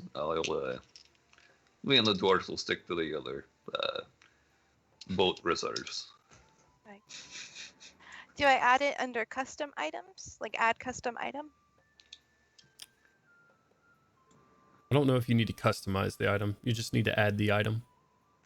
Well, I can't find anywhere else to add it. You should be able to, like, if you go to equipment and you start typing in at the top, you'll see starting equipment or gold or add items. You'll click add items, and then type in. We say it's Owl's Perch Reserve. Yeah. If you type owl in, you'll see it's the cask of first Owl's thing. Perch Reserve. What's the Oh, first thing if you type in owl? Gotcha. Hell yeah. Yeah, It's one of the first things. Yeah. yeah. It's the Oh. third thing. The other things are the figurine of wondrous power, and then the other one that's a serpentine owl. All right, well, those aren't as cool. You have wine that fucking heals you. That's awesome. Got it. Got it. Thank you.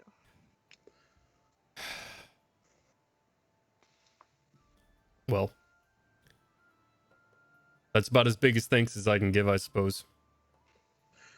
Crowley's gonna rise up and offer the man his hand. I appreciate you telling us about this, and we're happy to have helped, and happy to take this wine. More than happy. I'm sure it'll taste amazing. It'll taste amazing, and it'll help you out in a pinch. And he reaches out and grabs Crowley's hand. Shake, shake, shake. Like when you did that, your camera shook. Yeah.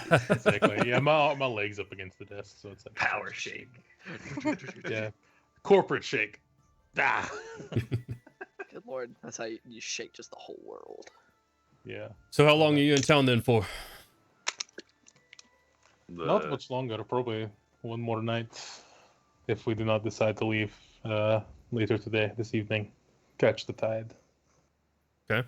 Where are you heading off to? Sharn. City people. No, Never yeah, wa- no, definitely not city people. No. We're from Business there. to take a up there, yes. Just seeing all the sights along the way, as it were. helping people as you go by. Fair enough. In exchange for currency or other reward, yes. We prefer to do the right thing. Come on, Milo. In We're helping. exchange for currency and other reward, yes. He means to Getting- say that getting helping paid. people out is his own reward. Crowley tilts his head. A diverse group adds perspective to anyone's viewpoints. It does come in handy. And a diverse group you certainly have, as he just kind of looks over everybody. Ganowin meeting you shortly and just turning his head back. Yeah, Ganowin's been grumpy looking the entire time we've been in here. Just kind of like arms crossed, just sitting like whatever. The pout. Get this over with. Yeah. Like, Well, we do not wish to take up any more of your time. It was a lovely city. Hopefully your vineyards come back to shape and we will be happy to visit again. Very well then. Thanks again. I look forward to seeing you again. And we you. Good day. And herd people out. Okay. Do you think they'll name a line of wine after us? they just walk out. I doubt it. He's a Come dick. on. We saved their entire town. Yeah, no, You know what? Was Yeah, that guy, And we the get guy will little cast probably of wine for it. he'll probably take all the credit. Yeah, Marius, he hired mercenaries. They saved the whole town. We're just take- talking shit as we walk out. After we're outside of, save like, you can't go- entire island and we get cask of wine. It'll be called Maris's Mercs. That'll be the new brand wine. Oh, well, we should probably have a name so that other people can call us things, and then we can just get our own wine made. Like what? I don't know, like a name, like a company. We should just start a guild. Company. Aye. Well, I don't know That's about the certainly- name for it, but that is certainly something to consider. Speaking of which, Marius brought up a Vineyard good vagabonds. Marius brought up a good point. Do you gentlemen and lady wish to leave tonight or stay another Fuck day on this land? place. Oh, come on. We could have one more night on the land. I know Bill would appreciate not swaying about. Makes no difference to me. Oh yes, and we should check about divvying that loot you found, Milo. Have you I gone already through gave- it all? I gave the I'm sword sitting to there the- with the sword on my Yeah. belt. Oh, I yeah, I gave know, I'm the looking sword at to the sword. one person Yeah. it was logical to get. Yes. That book we're not going to be doing anything with for quite some time. Why not? Well, the material cost to get everything that was listed is going to be extraordinary. Plus, I don't know about y'all, but I don't even have the knowledge and skills necessary to utilize what's in that book. I have no idea what is in the book. I don't know what this book. Yeah. It's basically a manual to create a flesh golem. Looks around like. Should we be discussing? Oh, like that? the things that Little town? we killed in there, like in the hallway. Similar in construction. So yeah, so we should just burn that, right? Maybe useful later. Thing's horrifying. But you saw that was made. to, Hell, like, would it keep be useful later? That If is we just probably happen sell it. to like fall into a pit of bodies and like, oh, It's okay, also well we fucked can up. just create a companion here. Doesn't have to be humanoid bodies. Also, we might be able to sell it to a collector or something later. There's that all would be sorts of people horrible. in Did Sharn. you see the thing that was down there? I might be able to get a sell for it in Sharn. Yeah. Divvy up would the we- money. Why would we sell that to anybody? They can't do anything good with it. There are some collectors who just wish to hold such things in their library. Just looks at Crowley with like. Crowley's looking away Insight from check. just walking. That's just I'm not rolling a check. That's just doubt. Doubt. Press X to doubt. Don't. That sounds like bullshit.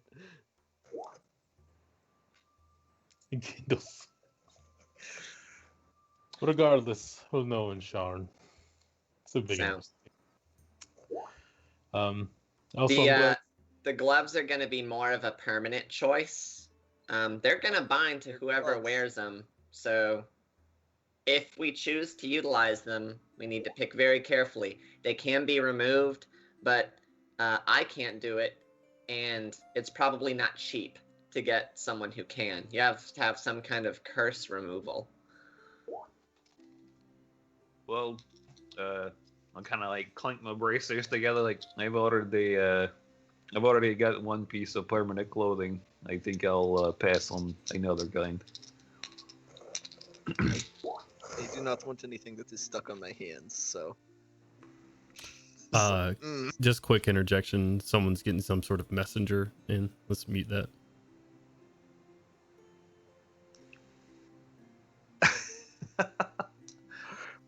Dead silence. I can remove curses. I whisper quietly to I was about to say, to him. who do you to- whisper this to to? Milo. To Milo. Well, that's convenient. I didn't know that before, so in So what- or out what- of character. What do these gloves do in any case? They give you particular skill at one thing. And that has to be picked when you first have them bind to your hands. Can be things like using a like lockpicks or something to like burglary tools. It can be used for playing an instrument. It can be Zach used. Crowley. It can be used for certain toolkits. Out of character, I cannot remember the fourth thing. Just as artisan's tools or sleight of hand. Can you use it? Oh, go ahead. Or if you wanted to be all sneaky sleight of hand, it'll give you the manual dexterity to do that particularly well as well. But only one. They're good for stealing and playing instruments. What the fuck? So you could give it to Melgrim, and then Melgrim could always chop someone's head off. You get that skill. What? That sounds amazing. Aye, if you would do that, yeah. That's a skill. You've got like gloves that can do that, and you didn't Chop. already give them to Milgram? chopping someone's No, head. no. More subtle things than that. Jonesy, That's plenty subtle. when you were explaining it earlier, did you say it could not be unattuned? Not without a remove curse spell. Oh, okay. Okay, gotcha. Right. So he would have to like do it I was from like, behind. maybe it won't work. But okay. Sneak up behind them. If you have remove remove curse, it would work. But without that, they bond to the person's form. Gotcha. That's spooky. Yeah, I don't know. It says you said they can help you steal and help you play instruments. Yes. Crowley plays instruments. Looks over at Crowley. I think I'll do any of that. I'm already more than skilled enough. It does stack with expertise, by the way. Oh, so if you have a skill, it gives you expertise in it. No, it gives you and a bonus. You add double your proficiency modifier to it. So if you have expertise, it will stack with that. The wording allows it. Oh, okay. So you See- get triple. If you have expertise, you'll get triple your proficiency modifier. Mm. Only- Well, if nobody wants them, I guess we could just give them to Erish. Or we don't have to figure it out right this second. Yeah, and certainly not to Erish. it's maybe more of a situational thing. Let's wait and see what comes up. He's Like, I'm always already pretty good at stealing, but I could be extra good at stealing. Erish is always standing around kind of awkward. I mean, we could just give him an instrument and he might enjoy it. But would he enjoy It- not being able to take the gloves off? I don't know. He seems like he never wants to get his hands dirty anyway. It might be a bonus. It might be worse though, because they're like This is the guy that cleans Bug. for you every Bug. day. bug gloves. No, I mean like he's very like clean and like I would assume that Erish, if he ever soiled his hands at all, would clean them immediately afterward. That's fair. Yeah, I don't know. We can wait. We can see if we need them. Yeah, Are we still just standing in this man's Yeah, that hallway? was- I'm assuming Not in your we howway. probably- Y'all are walking and talking right now. Slowly Okay, just sort of okay. Like, we're meandering Hanging out down the outside his town. house. Yeah. Yeah, the assumption I made is we were walking while we chatted. Right. So No real direction right now. You're just kind of around town right now, having this conversation. Cool. So other than the sword going to Gandalf and the book not getting used at all, I think the other two can just Evil. wait for the right situation. What What about were the the- necklace? The other two. Oh, the necklace? Medallion of Thoughts. It'll allow whoever's utilizing it to detect thoughts a limited number of times per day. That sounds useful. I Yes, don't. it does. I would not mind holding on to that, but I mean, that's something that we could all use in different situations. Let's wait till we actually figure that I don't out. care what anybody thinks. I don't want it. Except for Gandalf. I don't want to know what's on most of people's minds anyway. We are simple men. We'll just, if I want to know what they think bad enough, I'll hit them until they tell me. Between Koshik, Crowley, and Milo, those are all situationally good items. So just keep it in our armory until we find out what we're gonna need it for next. And then there was the rope. The rope was magic or just alive. Oh, and it's magical. You can cut it up and stick it back together, and it'll rebind. Oh, That, Oh, that's that pretty sounds. neat. But it's a moving, living thing. It seemed like. There's definitely some kind of vestiges of life, but it's not got any sentience, and it's not going to do anything that you don't intend it to. okay. But like if you need to make loops or something, it'll, still stick back together when you touch it to So we itself. can tie up a bunch of people, and then after we are done tying them up, we can just. How long Yeah, does stick it back take together. for the rope to bend itself together? Nearly instantly. Well, that's pretty handy. So Oh, yeah. could you like wrap the rope around a pole and then touch the tip of the rope to the side of it and just make like a 2-inch loop that would Yes, just sir. bond to the rope? I'd have to check my notes and maybe test it. I'm not sure. Okay, it sounds pretty useful. Does someone not have a rope? I do not need rope. I would like to interject quickly, just OOC. The Medallion of Thoughts does require attunement, so as situational as it might be for some people, if it is needed in the moment, it will require attunement, so you will not be able to use it just in the moment by switching hands. Right. I think he was more intending like pre-mission setup, like select your loadout type deal. I'm just making sure it's known. I do not always on the mission. care. It did get randomly assaulted by air elementals, so. Now you can know what they are thinking. Like if they're, we need to avenge our fallen ghost brethren. Milo, are you going through your notes right now? Yep. Ah, Milo takes a little notepad. He's like, what did I write down? Okay. It's like- Well, that sounds like some super useful stuff. I've already got a magic dagger, so someone else should take the other magic things. I mean, like I have before I met you guys. No, it won't connect to the side of itself. The severed ends have to be touching. Hmm. But there's still lots of stuff we could do with that. Very useful.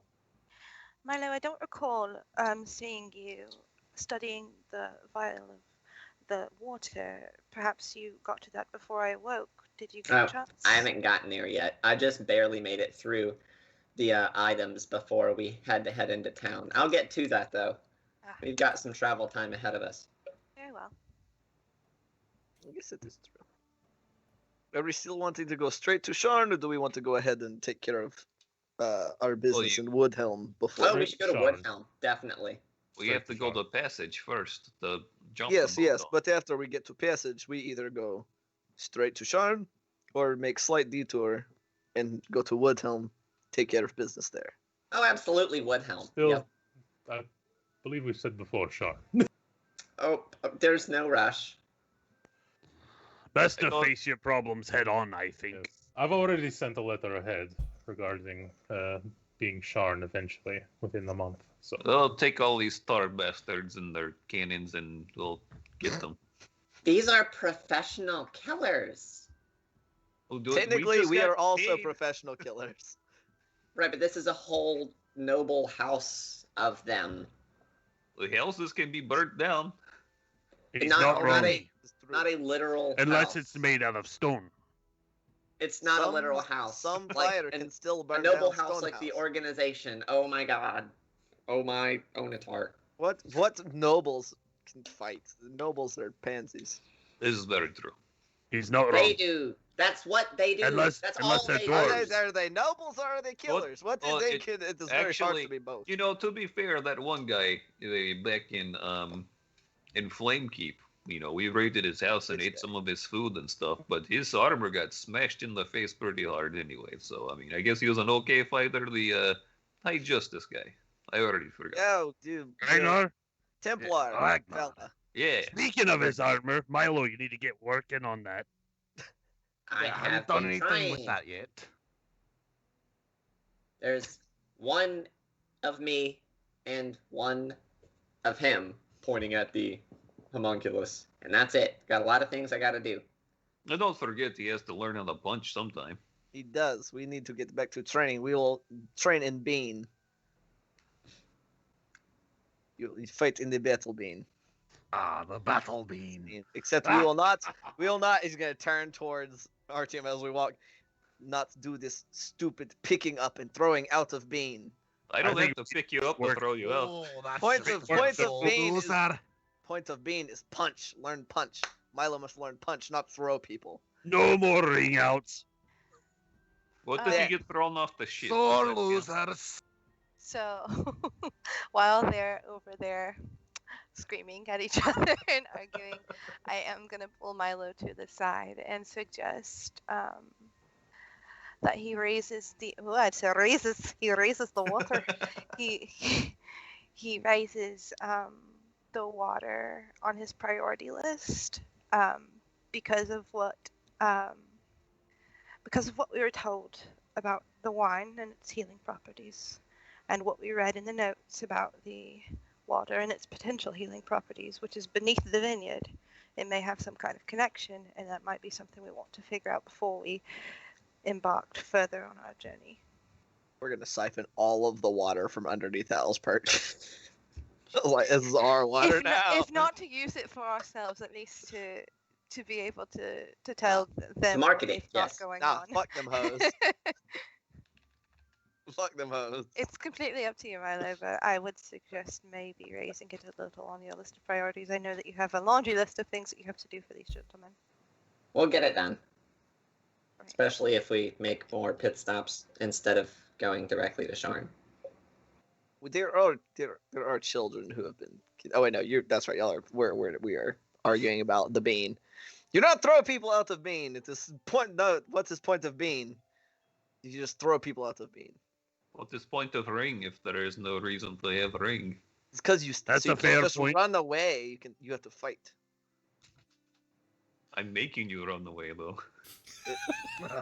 Exactly. So defeats purpose of ring.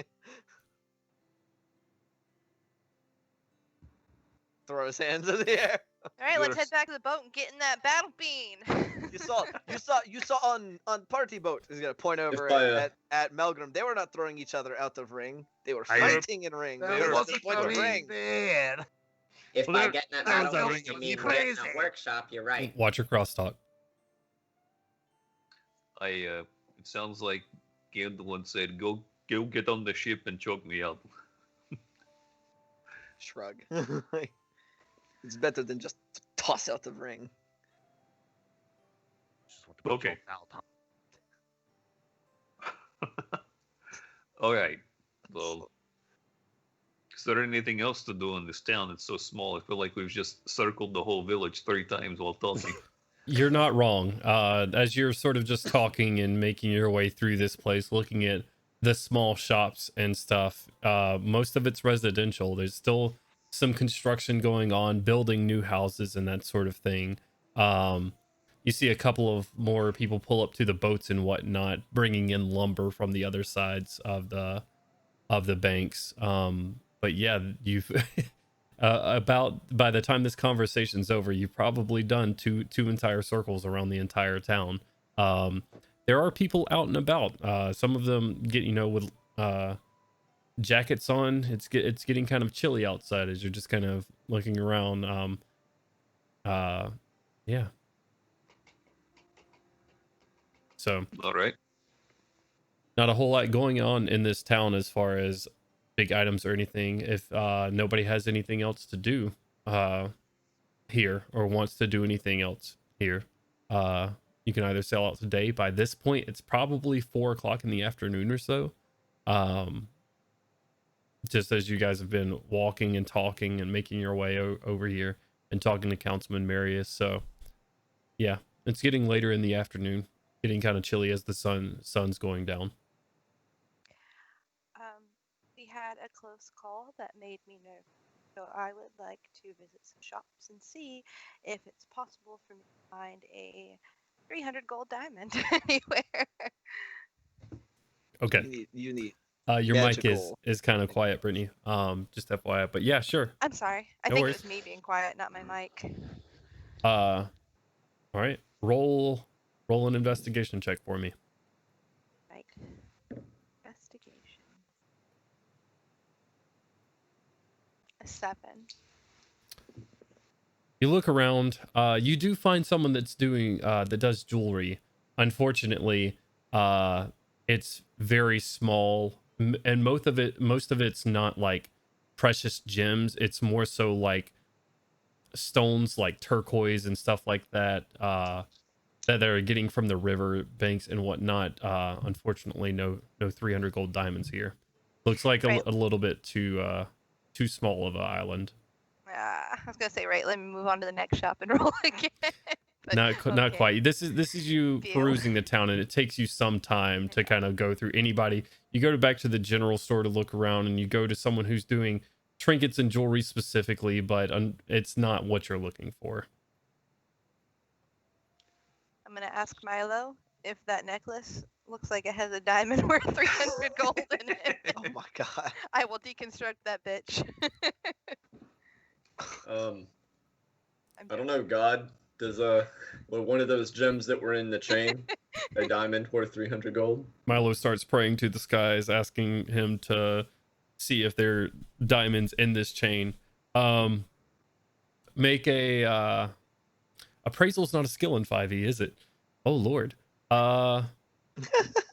Make a I'll just say make an investigation check. Milo. 23. You look through it. These do appear to be diamonds throughout it, but they are much smaller than what you need for 300 gold. These look like they are just ornamental, although very beautiful. Still just ornamental, tiny diamonds. It does not look like you would maybe get like 30 gold worth of diamonds out of this. About Sorry, a 10th of what you Kashik, need. not what you're looking for. So we just need 10 more necklaces. Got it. Huh? Yeah, I mean technically not wrong. Right, back into the cave we go. Ah, Reset the dungeon, guys. Let's go again. good job. You gotta They will wait for definitely everything to have one in respawn. Sharn. That's fucked up. I'm sure we can find diamonds in Sharn. Probably passage as well. Right. Fine, fine. Yeah. Hopefully the boat doesn't crash. I have to Gora will, resurrect someone. Why would you put that evil on us? I know Use God's been wanting to hit us percentile real with quick. a giant squid for a while now. What? Oh no, I don't Alright. like what you're doing up there, Jonesy. All right, so where are you guys going now? And what would you like to do? I mean, I would like to get back to working on my armor. So, As far as I am aware. As far Stay. as I'm sorry, Ganowin. As far as your armor goes, are you looking on releasing the bottom half of your armor? yes, so that I can upgrade it to full plate. Okay. No, I want to make sure I'm understanding you correctly. You're working on releasing your bottom half from you, correct? Yeah, that's the next part Okay. that has to happen, right? All right, yeah. Go ahead and roll a tinkering check for me.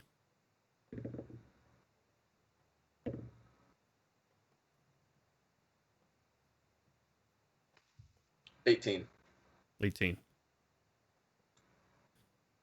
You find panels as you're sort of going through them that begin to release these for you. And you eventually find where the tops release at, as they'll go further down, but not the bottom part that's covering your shins and ankles currently. They're still locked onto you for now. Okay. All right. Gano, what were you saying? I was just saying, like, to the group, is like, if she Koshik is looked for and not been able to find whatever she wants to find, then I see no reason for us to stay. Quicker we get to passage, quicker we are off the boat for a long period of time and can find whatever goods it is that we are wanting to purchase. Sooner we leave, the better, as far as I can tell. I agree. Points I a thumb at Melgrim, like, I guess if we're all wanting to leave tonight, we can leave tonight. That's fine. Well, that's the majority then. Let us gather what supplies we need, and I'm sure Arshal's already taken care of it, Yes. but get ready to leave tonight. we can go ahead, leave, get a few hours underway. Listen, I'm just going to go take a nap before sailing. I plan on sailing for the entirety of the night. Okay. All right. head on back to the boat. You guys make your way back to the boat. Erish, still with candles burning, you walk in on him with a small flame underneath a sort of cast iron pot. It smells really good in here currently, filling the entirety of the bottom of the cabin, like just hitting you at like a wall as soon as you walk in. It could be too strong for those not used to it. As you walk down, and he's like has these little tinctures that he's doing droplets of into this large cast iron pot, making something. What are you doing, Erish? Jesus Christ. I am attempting my first batch of candles. He's gonna kind of lean over and like look down into the pot like a little person. Like, oh, You look down into the pot and you see a creamy like wax coating, some drippings over the side and everything. But as they're in large cubes, just sort of melting down into this cast iron pot currently, as he's just doing drips of different sorts of smells into here. just kind of looking at it, like nod, like, oh, well, it smells very good. So I'm sure it'll be wonderful. Does it? Just kind of clap, Wonderful. like pat him on the back a few times, like, oh, you have fun with that, and then keep on going. Okay. Walk on, like, okay, cool. He kind of screws it. Are we ready for a meal, or what is the plan from here?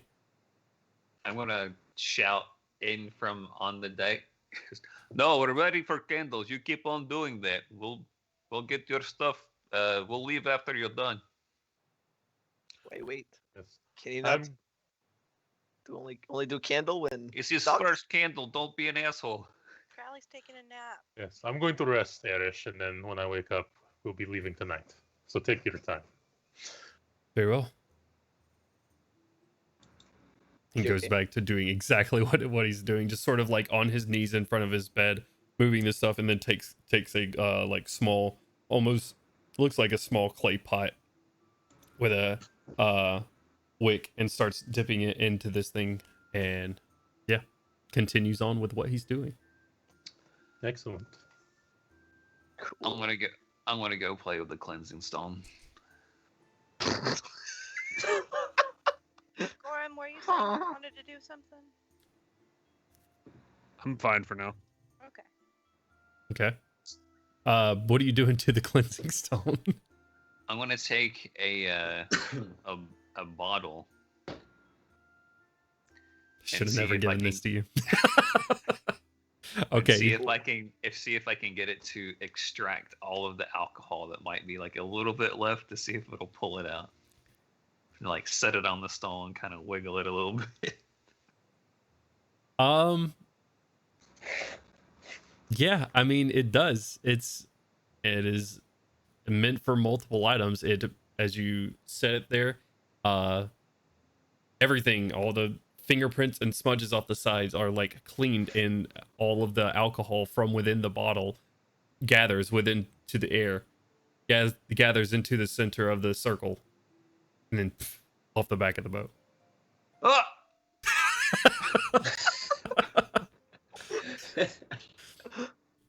Okay, I'm gonna take a bottle. I'm gonna pour it into the other bottle, and then I'm gonna lean around to see if I can catch it in the mouth the next time. Make a dexterity saving throw. All right, Oh shit. that's a 6.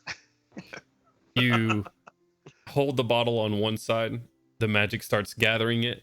You go to catch it in your mouth, and you catch wine straight to your eye. That's not.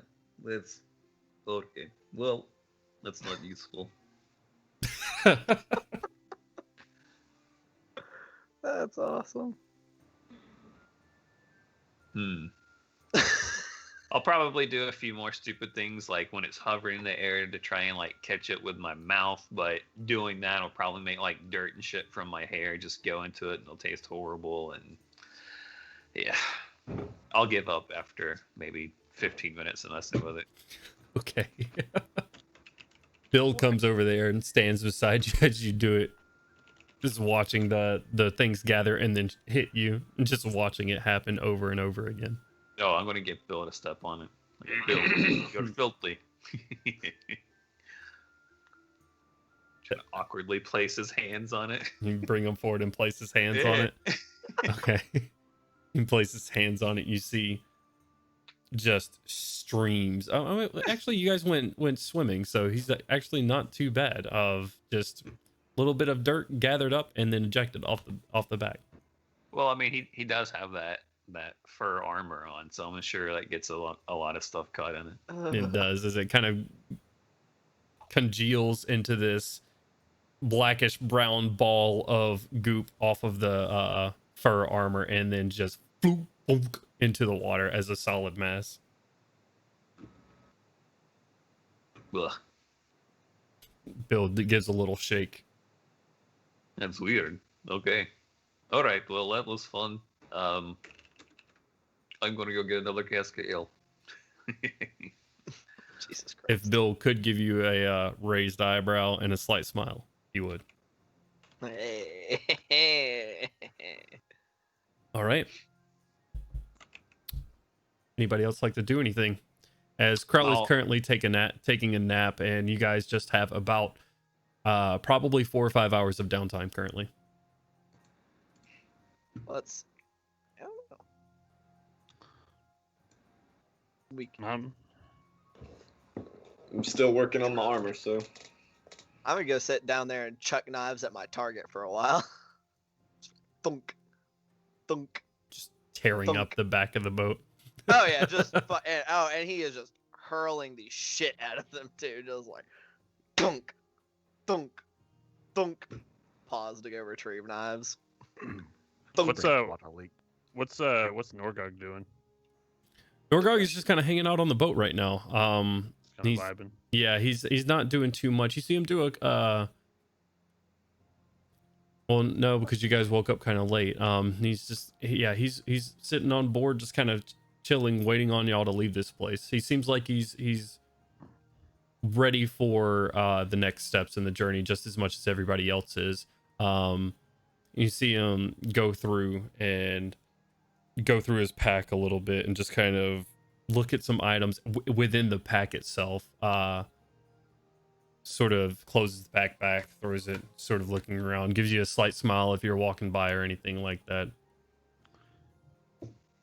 Gorham's gonna approach him. So Norgog, what Yeah. were you going to Sharn for again? Some ritual or something?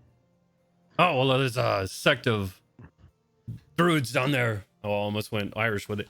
Sect of druids down there that there's parcel sect of mine. Just gonna go deliver a message. I'm a courier, if you will. A glorified courier. He gets a slight chuckle out of it. Just delivering a message, nothing super important.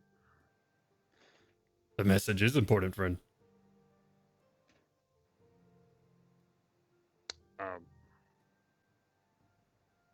You want to talk about it? Make a persuasion check. Persuade him. Do it. An 18. Very good. Pretty good. Is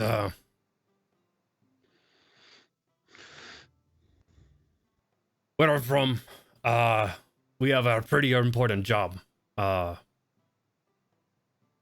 from, and he's stuttering through this entire thing as if he's not really talked about anyone to anyone about this before. I'm actually gonna scroll up to my notes.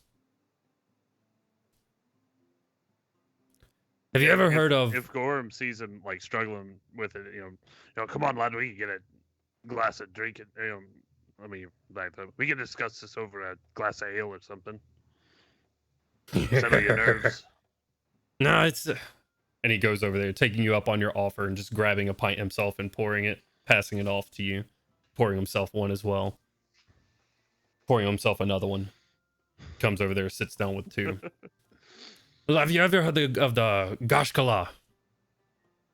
The Gashkala? Yeah. What about the? Is that a religion? You can roll. I'll give you a religion check. 19. 19. Nice. Ooh, even with that I have a roll, it's barely tickling. Like the name sounds familiar, but he goes into more detail as he's kind of like mulling this over in the back of your head. He says, "The gatekeepers, then." And you have heard this name before.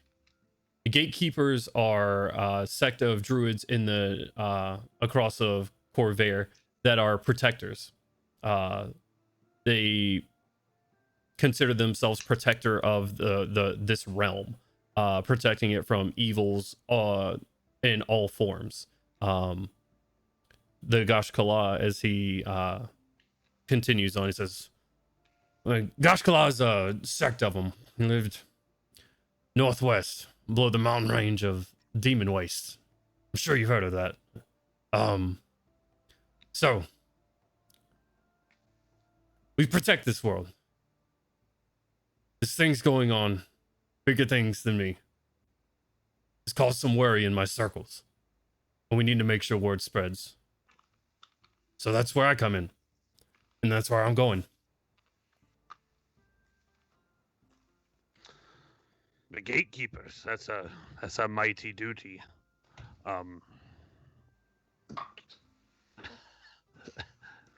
That is quite important, I'd say. Well, if you ever need any help, my brother and I are good in a fight.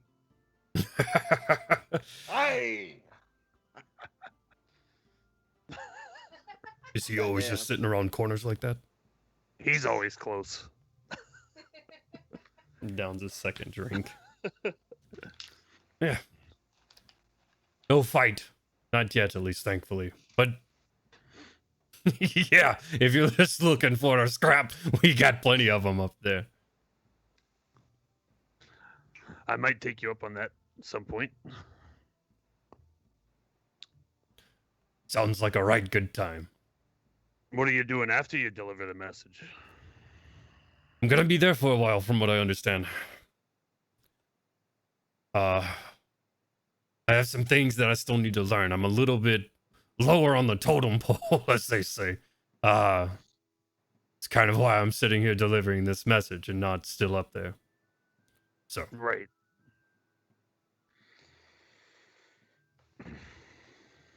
Well, we'll be in Sharn for a while as well, so if you need any help while you're there, or if you want us to... Is Jonesy frozen? No, I'm here. Oh, this man with the I was face very of still. concentration. So if you need any help with anything, don't be shy to ask. Think you have helped me a lot already. You giving me a little bit easier rest at night. Fucking elf was wild, man. Yes, he was. Jesus Christ again. Stop hanging out in corners, Melgrim. Just get over here and grab a drink. Oh, all right. Hell yeah. I knew my brother could take him. Have you ever heard of a drinking game called War? War. War.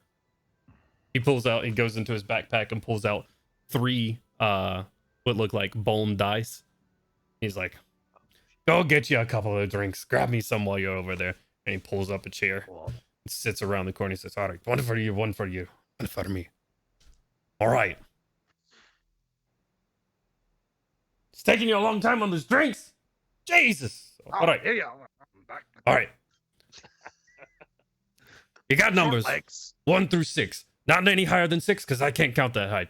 It's a joke. Anyways, you take the dice, whoever rolls the lowest drinks, and we do this fast. You ready? Sure. All right. 1, 2, 3, go. Or roll 5. Oh, I'm just gonna go ahead and drink. Lowest drinks, correct? Correct. Yeah. I rolled a 1. All right. So did I.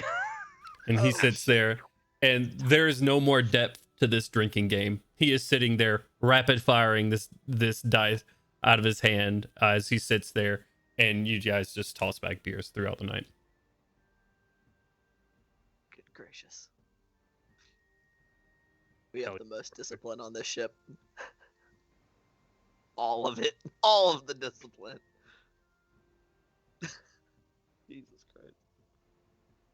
Well, what else are you supposed to do? I guess. At You're some over point- there grumpily throwing knives. I am grumpily just chucking knives at a wall.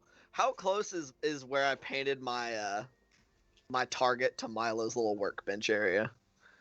It's It's on the are they both in the bottom, right? Yes, they are both in the bottom, so he's not far from you. At some point after chucking knives for a while, he's gonna kind of call out to like Milo. Yeah, what you need? Yeah, make his way over there after getting his attention. Does I've not gotten the message with that phrase. He's gonna say the phrase. I was Okay. hearing his dreams. Like, does that mean anything to you? In a language you know? What languages do you know, Milo? I know. I want you to roll. Common. I want you to roll a wisdom saving throw, Gandalf. Oh God. Ha! That's a 5. I know. I'm really concerned by that. Common and Nomish. It doesn't sound familiar. It sounds like nothing you've heard before. That rings 0 bells. Just gonna curse in I don't even know what halfling language because that I never is. speak halfling, so I'm gonna curse in halfling. It doesn't ring any bells in halfling either, does it, Jones? No, I assume. it does not. Okay. Shit. You curse in halving, so your voice goes from this, decent Slavic accent to just something like blink, like something Yeah. something that's very contrasting to what the Karn tongue. Yeah. Do I hear him curse in halfling? What are you doing currently? I'm probably on the deck of the ship. I don't know if he. Hanging out. Yeah, sure. Why not? Yeah. You hear the halfling equivalent of shit down below. I will peek my head below. Who said that? Me. What's up? Hello. You know how to speak halfling? There are a lot of halflings in Karnath. Pretty easy language to pick up. It's a pretty good language. Pretty good language. What languages do you speak? I don't know how Look to it up. speak halfling. That's it. As far as I know, yeah. Just Carnathy and common. and Just half- fucking wave his hand, whatever. What is wrong? I learned halfling from halfling. But halfling is not helpful. Crowley just fell through the floor Oh god. while he was sleeping. The captain's quarters taking over. Crowley, no! Eric's finally struck. I learned how to speak halfling from the halflings out on the Talenta Plains. So it's quite useful out there because if you are out there and you do not know how to speak halfling, they might kill you for encroaching on their territory. Sounds like another reason not to be out there. Oh no, they're super great people. They're like me in a lot of ways. They are friends with dinosaurs, and they don't have a bunch of stupid rules and technology in the same similar ways. They have a more truer life, Yeah, sounds horrifying. It sounds like something. They definitely have lots of, I guess you could say, drinks with more kick to them, like more potion than drink. Potion? What? You have like a drink and you get far more drunk. You go on you have a ride, if you will. You go on that adventure. Is that not what you do when you get drunk? Go on an adventure? Well, it definitely makes things more entertaining, but you go on an adventure that other people may or may not see. Squinting at our team like, what the shit? Talking about getting fucked up on peyote. What in the hell? It's It is, very strange. It's a crazy situation. For sure. Sounds like it. Wait till you get your hands on some of the things available in Sharn then. Turns to like, what do they have in Sharn? You did not even drink before. Now you're doing hardcore Sharn drugs? Oh no, I don't do them. I said till you get your hands on them. They're around. I don't partake. They are round. Why are they round? They are available. Oh, okay. So, what do they do? Everything is available. But what do they do? Not I help. will list various common knowledge drugs. In Sharn. Okay. But I do not know what any of that means. yeah, I've never heard of any of these things. I know a couple of. Out of character, I don't know Eberron drugs. Do you just want to name a couple of drugs to them? Yeah, I'll two- list like whatever the Roll an equivalent intelligence check. Make some shit up, Cody. In the 19. meantime, 19. I'm gonna come sit on the floor by them. Join them. Say again. I'm sorry. I said in the meantime, I'm just gonna come sit on the floor by them and just listen. Just Okay. All right. Hello. I just want to be a part of it. All right.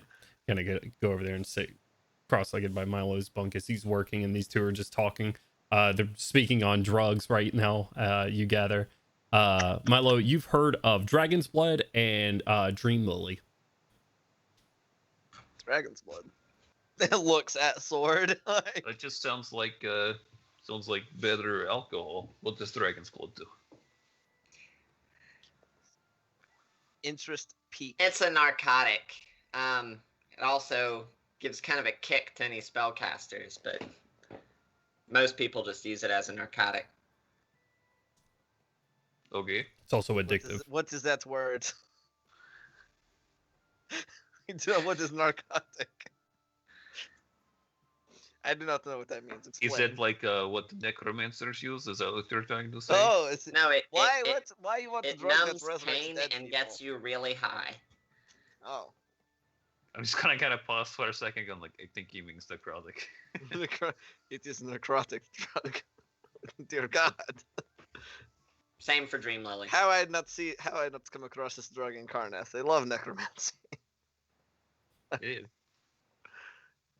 Same Hmm. for what? Same for Dream Lily. Same for Dream Lily. That one's a little bit more common. What would be an Eberron drug that's essentially an amphetamine? Because I just randomly had the idea that like I bet you Karnath gave its soldiers like drugs during the war just to fucking get them high as shit. So it just went wild. They didn't really do a lot of inducing as far as drugs go for their soldiers, considering a lot of their soldiers were undead. So they Gave didn't the really old need a food lot pills. of juicing up. You know of one amphetamine. You're not sure what it's called, but you've seen someone on it before, and Oh yeah. it was the elf in the fight against Melgrim. The blue flower. Yeah, out of character, Dream Lily's basically opium. Oh shit. Indeed. Interesting. They peddle these? Is this something that your Tarkanans they deal in these drugs? No, part of their agreement is they don't touch drug dealing. They just kill people and steal. Very specific. And these That are sounds- a noble house? Sounds like you definitely pissed off the right people, right? You could have people coming. I mean, that were just drug dealers looking for you, but no, you had to mess with the people who are like we just kill people. It is all we do is murder, and you pissed them off. And That's steal. crazy. The murder part is much more concerning. Yes, to me, personally. I mean, to most people, I would imagine. Nobody wants to get murdered, as What? far as I'm aware. What exactly happened, Milo? Well, Have you not heard this story? That's crazy.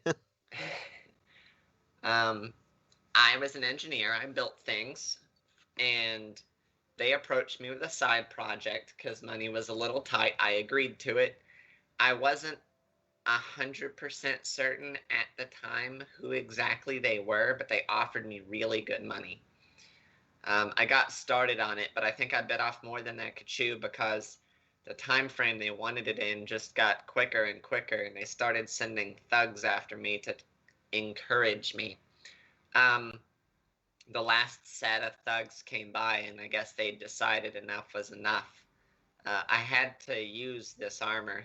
This is what I was building for them. I ended up using it to defend myself, and now I'm on the run because they A, want me dead, and B, want this prototype of the armor back. And we're taking it directly where they are. Yes, Yeah, we are killing the two birds with singular stone. Right, it is hard for a corpse to wear armor and utilize properly. So we Wait, will it go. does work that way, right? You can't have like a dead person just kind of flapping around in one of those things, right? That's be I crazy. don't know. I haven't tried that yet. Well, you should not try it, obviously. But yes, we will deal with armor problem and child trafficking problem while in Sharn. That's his plan. To nod like, mm-hmm. Yeah, it's just pretty. Did you get captured in Sharn? I guess. Oh no, I got captured in the same city where you found me. Oh, right. Those were not Tarkanans, yes?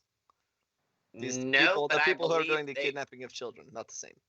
No, but I believe the Tarkanans probably kind of spread the word that I was on the menu. Yeah. That would make sense. Even So- to air elementals, apparently. So generally, you'll have mercenaries and bounty hunters after you, not just bad Tarkanian people. Yeah, they chased me all across the country and the next country over. So like, what I mean to say is that is like open season on you, or just Tarkanans don't like you. Well, I thought it was just the Tarkanans, and then those guys in that one city grabbed me up. Out of character, I can't remember what city we were in. Reckon Mark. Reckon Mark. Yeah.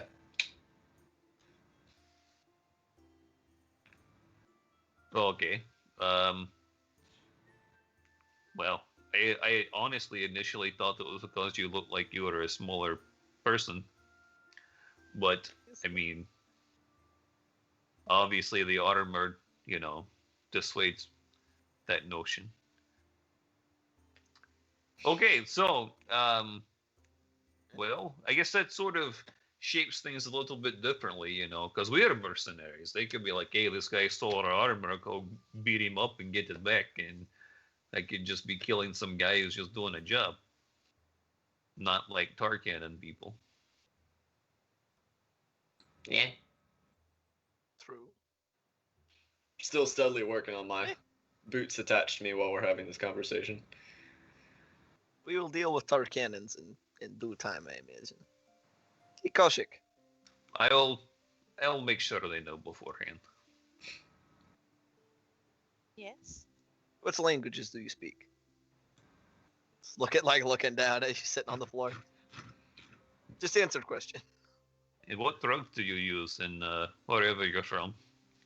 That was initial conversation. I have not used a drug. I don't use drugs. I can speak common. I can speak elvish. I can speak dwarvish. Yeah, wonderful. Say the phrase at her. That mean anything to you? Whoa, someone's breath is loud. The Whoever big is breathing. That might have been me. I don't know. I breathed out my nose, so it shouldn't have made that big of a noise, but it might have been me. There was a hurricane going on. Kaushik, the phrase does not sound familiar. Sorry. This is stupid. Damn it. Where did this phrase come from? Kind of like, just kind of faff about it a little bit.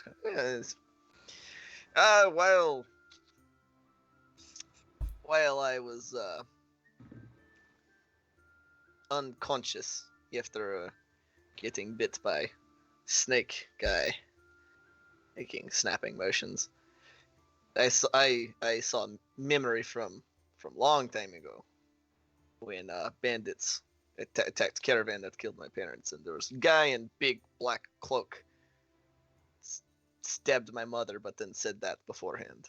I don't know what it means. What did the guy in the big black cloak look like? He looked like a guy in a big black cloak. He had sword. Yes, big dude. Picked up mother, stab. Oh, that sounds pretty. I didn't know if you recognized him at all. Oh, it's unfortunate. Just saw cloak. That is why I need what words mean. Saw your Maybe mother's for- die. As you see Norgog just like Jesus. across the drinking table, dice mid roll, and like staring at you, like nearly horrified. It's like, that's awful, boy. Yes, I agree. It was pretty terrible. I'm not great at condolences, but to relive it. Ah. Kind of shake his head and kind of look off the side for a second. Or yeah. What about you? That any language you know? Repeat the phrase. No, sorry.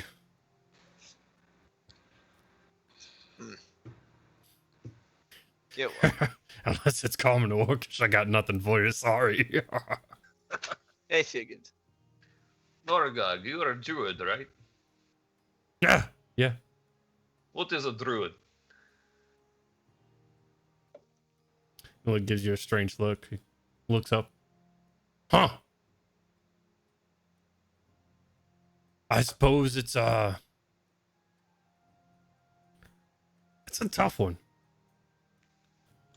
Yeah, I don't know either. People call me a druid, and I say, oh yeah, I tell people, yeah, I'm a druid too. I don't honestly know what it means.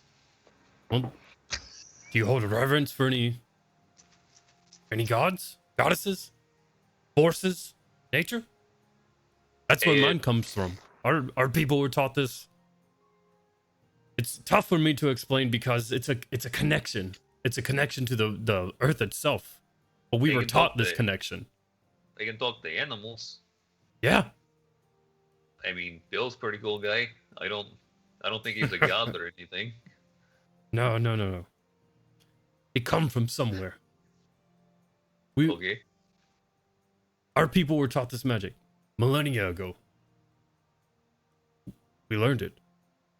But it was a connection from us to the realm around us to better protect it. Where did you learn your magic from? I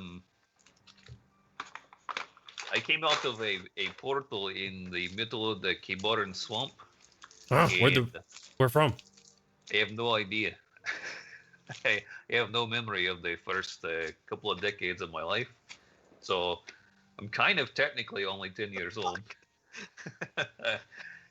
So yeah, I kind of just went around the Kibaran swamp and You're killed not 10 things. years old. I'm not a bright one, but I'm brighter than that. But I'm a little young to be drinking so much. We If start them that's- early too. But but yeah, I just kind of do magic. I learned to do some formal magic from a man they found out in the swamp who taught me how to speak and like read and write. But for the most part, I don't really have any training. I don't understand the. I just do stuff with animals and I can shapeshift and heal stuff, but that's about it. No idea. No idea how you came about being able to do this. So are these bracer things common with druids? No. He, Okay. that's. Let me see him. And he kind of beckons. So, they're just solid pieces of metal that wrap all the way around. Takes your arm and after looking at him for a bit and sort of just raising your hands like as you're like this, clinks them together and be like, I have no clue. Well, I mean, I figured I'd ask. There's, It's a connection between you and the world around you. Other than that, I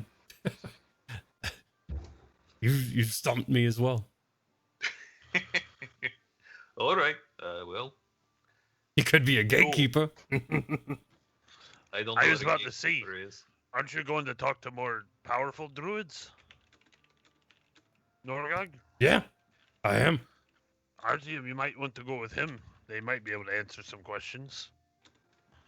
Yeah, I don't really have questions. I was just curious since he was here. I mean, You always have questions. Don't even try to. I'm a try to lie curious to me. individual.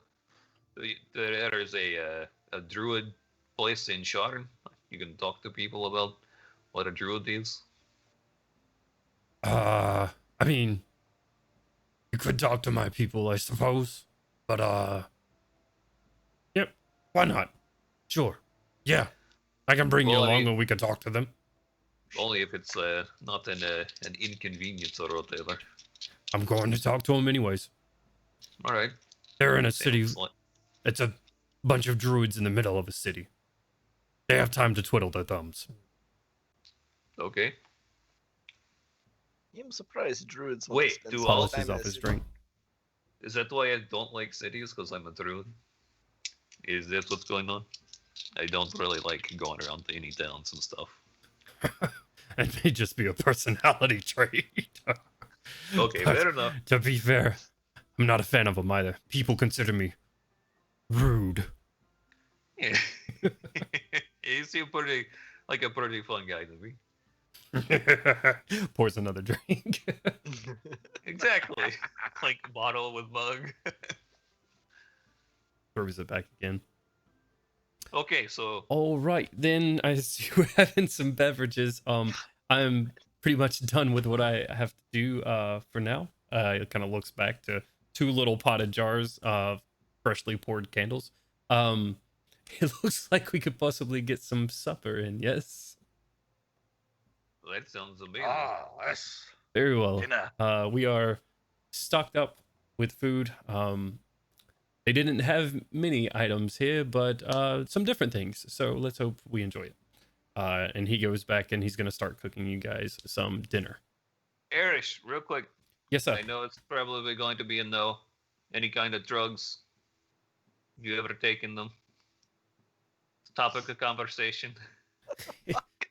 There's a small smile creep across his face. No, sir. I'm sorry. Yep. Okay. You cook something good. I'm super hungry. I worked up such an appetite drinking so much. I figured as much. I'll be right to it. And he turns around. Actually, and starts cooking for you guys. Starts producing seasonings for he's gonna do a Brenner type deal. He's gonna do some breakfast for dinner. So bacon, eggs, some potatoes, sort of hashed up together with some peppers and stuff. Stop making me hungry. Keep going. Pancake.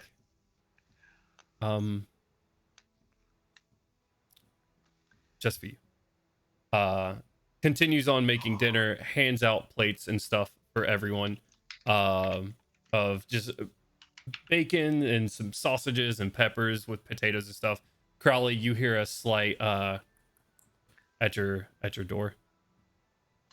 Fireball. No, I'm kidding. Oh god. Wait, what? You got fireball? You didn't cast that shit earlier? As you're coming to, but before we actually get there, Crowley, sleep takes you for the night, and you're greeted with your dreams as usual. These come every now and again. These come in cycles, especially when important dates are coming up. And there is an important date in a month or so. You see a few female forms around you. Faces getting blurrier and blurrier with time. Happier memories, happier times. A Crowley that didn't necessarily wear a mask. A Crowley that made food for a family before. And this dream and all the niceties that it brings turns into a horror story very quickly. The turning events as everything around you is turned into the negative of what you had and what you wanted it to be. You sit there as you are unable to do much, as the entirety of your life around you changes. A normal day comes about just like any other day for Crowley, getting ready to go about his normal life. And a gray wash of pure energy wipes this from him. A memory, of course. And you've relived it 1,000 times before. As it comes to you often. A familiar face finds you in their last moments. Another familiar face and a smaller hand in yours. As you hold everything that did belong to Crowley. You sit there in this dream, unable to escape it.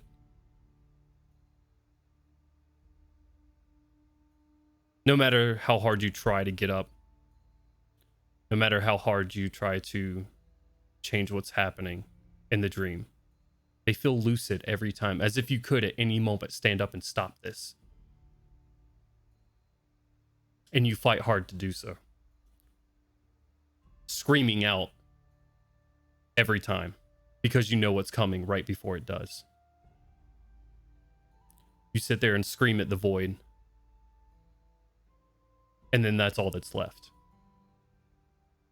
There's no familiar figures in front of you anymore. There's no tiny hand in yours. There's just Crowley. You look down, stumbling on ground that has changed. Stumbling on feet that are changed, on legs that are changed, hands that are changed. As you pick yourself up. You continue on, fighting your way through a fog. And then you hear, Crowley, I have a meal for you, sir. Waking you from your slumber. Crowley's eyes will snap open, his hands moving to his face, immediately. And like he'll look up and there's the mask just floating over his head, looking back down at him. And he'll just reach forward and put it over his face again. Yes. Should I come in then? A moment, Erish. What do you need? Just food, sir. I can leave it outside the door if you'd like. I will be out momentarily. Of course. It sets, you hear a plate and a cup clink to the side of the door. Footsteps walking away.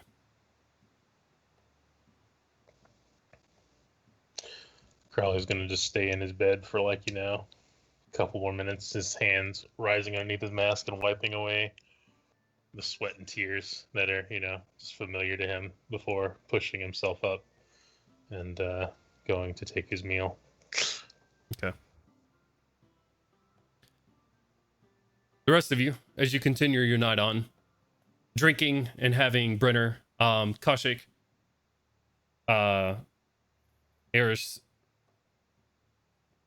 comes to you with a plate of mostly eggs and potatoes around, and in the middle, it's slightly piled high, more than Kaushik would typically eat, but in the middle, a small, what looks to be like a pancake with, and it looks like some sugar over top of it. He sort of leans in. It's like the best I can do on a ship for you, ma'am. Thank you, Erish. You're very kind. Of course. All right. Would anybody like to do anything else for the night before you get to Shove sailing that out? pancake all up in my mouth. And you do so without an issue. Just trying to power through getting this armor removed and upgraded so I can take care of other research things. You continue to work on it. All right. Crawley, you go up and take the helm, I suppose? Indeed he does. Okay. Crawley heads up top, gets on the wheel, whispers a few words to the ship as you guys back away from it and continue out into the dark night. You guys, most of you find rest fairly easily. As you guys, some of you slightly intoxicated, Norgog especially so, ends up finding refuge under his bed, not on it, just sort of using it as a lean-to. He's just sleeping under it with his bag pushed up under his head. It's more comfortable that way. You guys make it through the night. All of you wake up the next morning. Probably throughout the night, you have made your way down and into Lake Galifar. You figure you have probably just over half a day until you make it to passage. Hey. Hey. Everybody, the light comes to. Erish making some food, as always, ready for you guys, and coffee that he found in Owl's Perch. Gets it ready for everybody, passing it all out as he goes through. Crowley bringing yours up to the deck, just sort of setting it there on the stand beside you.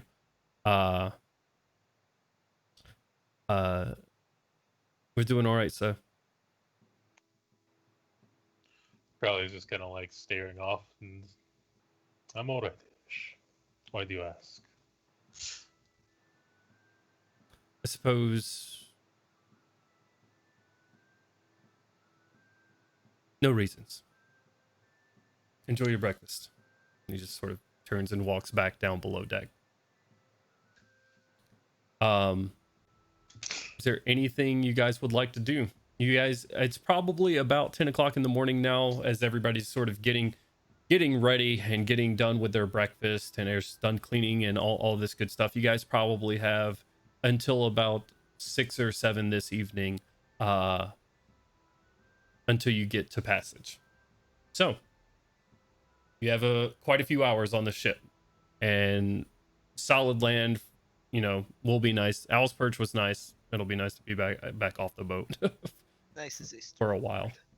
I'll approach Crowley before he relinquishes piloting the vessel. Me and Bill will. Crowley, okay. I need to settle something. How loud do I snore? Bill complains all the time. But you were here all night. You were here the whole night. Is it bad? How to put this tactfully? You can just give it to me as it is. You're just you're sleeping. You're cuddled next to Bill. Yes. Yeah, I literally sleep yeah. on top of. You're snoring so hard. I see you shaking Bill. Okay. Is there a spell that you can use to stop snoring as much? I could do something about that when I in the middle of shift, but it's listen. It's only a little bit, and it goes away. It's fine. Crowley fading in and out of Carnathy, just to speaking just to hard. All right. Okay, so It's not bad. You only do it, right when you go into a deeper sleep. You're quiet. You're fine. okay, so see, you're just complaining. It's just for a little bit. Just get used to it. I mean, sure. Okay. I'll do something about it. Okay, fine. Yes. Okay, we can have a drink just for the morning. Okay. God. I hope that was a satisfactory answer. Yes. Thank you, Crowley. I appreciate your honesty and candor. I overhear the conversation and I use my herbalism kit to make him Vicks Vapor Rub. Oh shit! He just rub it on All his right, chest. roll a check for me. Hell yeah! Let's go. Roll a vapor check. I was kidding, but okay. Roll an herbalism check for me. No, there's no kidding. You said it. It's happening. Okay, herbalism kit. Where you at, boy? I don't know where it is on this. Ugh. Tools and proficiencies or something like that. Wait. Oh, yes. 1 second. Whoa. Wait, how do I roll it? That's like a skill. With dice. It should be on there somewhere. Either that or just be a D20 plus your proficiency modifier and Just roll a d20 for me. Okay.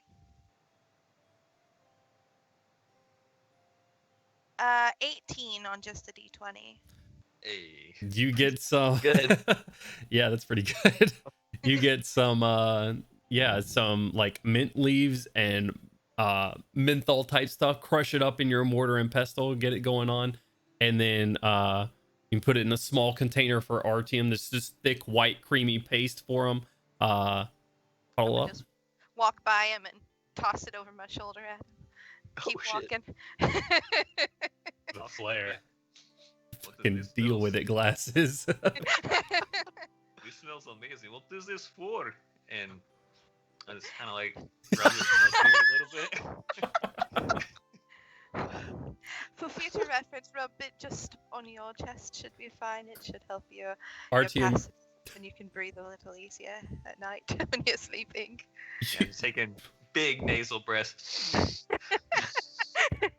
Whatever works. it clears you right up because you've smeared so much of this down onto your mustache and beard, and it's gonna stick for a while. You are sitting there and the cold air is actually somewhat painful, as it is still pretty cool this morning, dipping even further down the later in temperature the later it gets. Should I make an attack roll? You take You take 6 1d4 points of cold damage.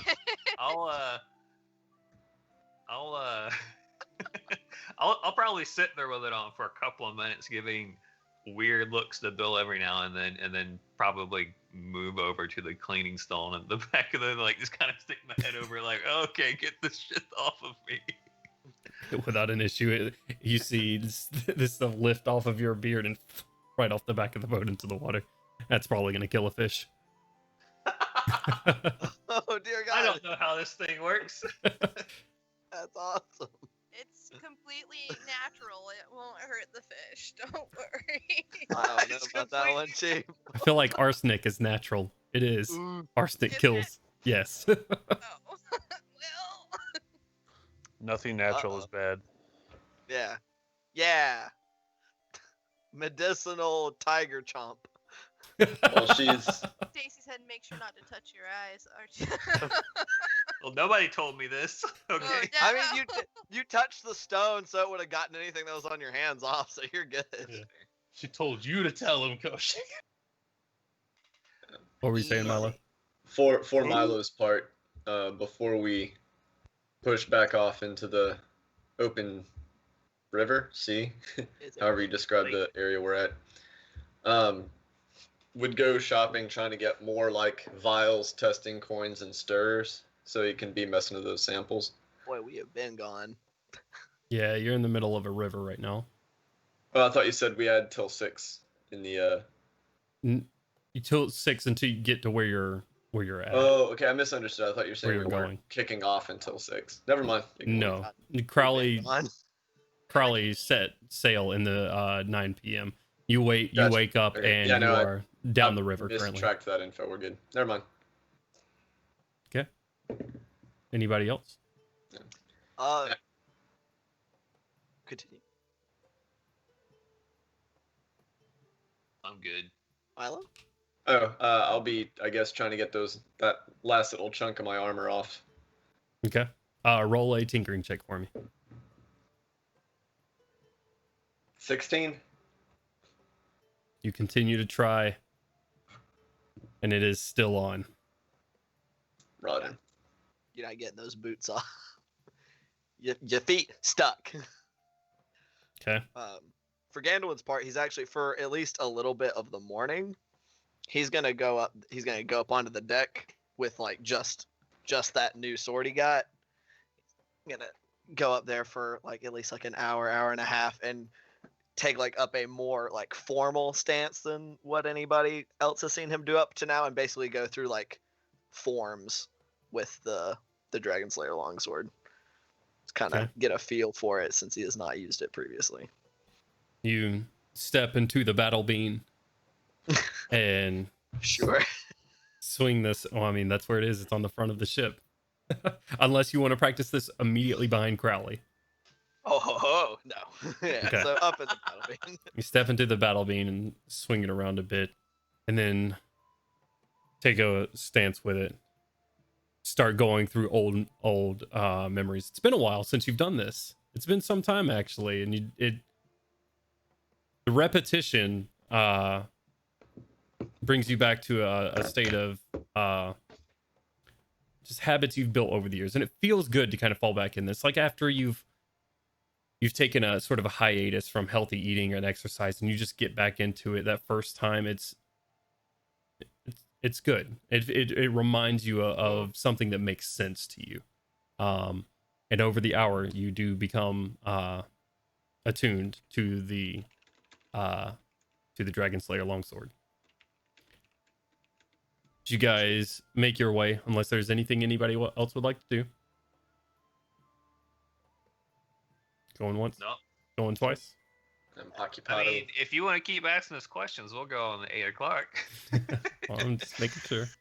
There's nobody else. Listen, if someone wants something to happen this session, we'll make it happen. I want to get the passage. And indeed, you do. Hey! You sail up to a large port, a sprawling city up onto a hill.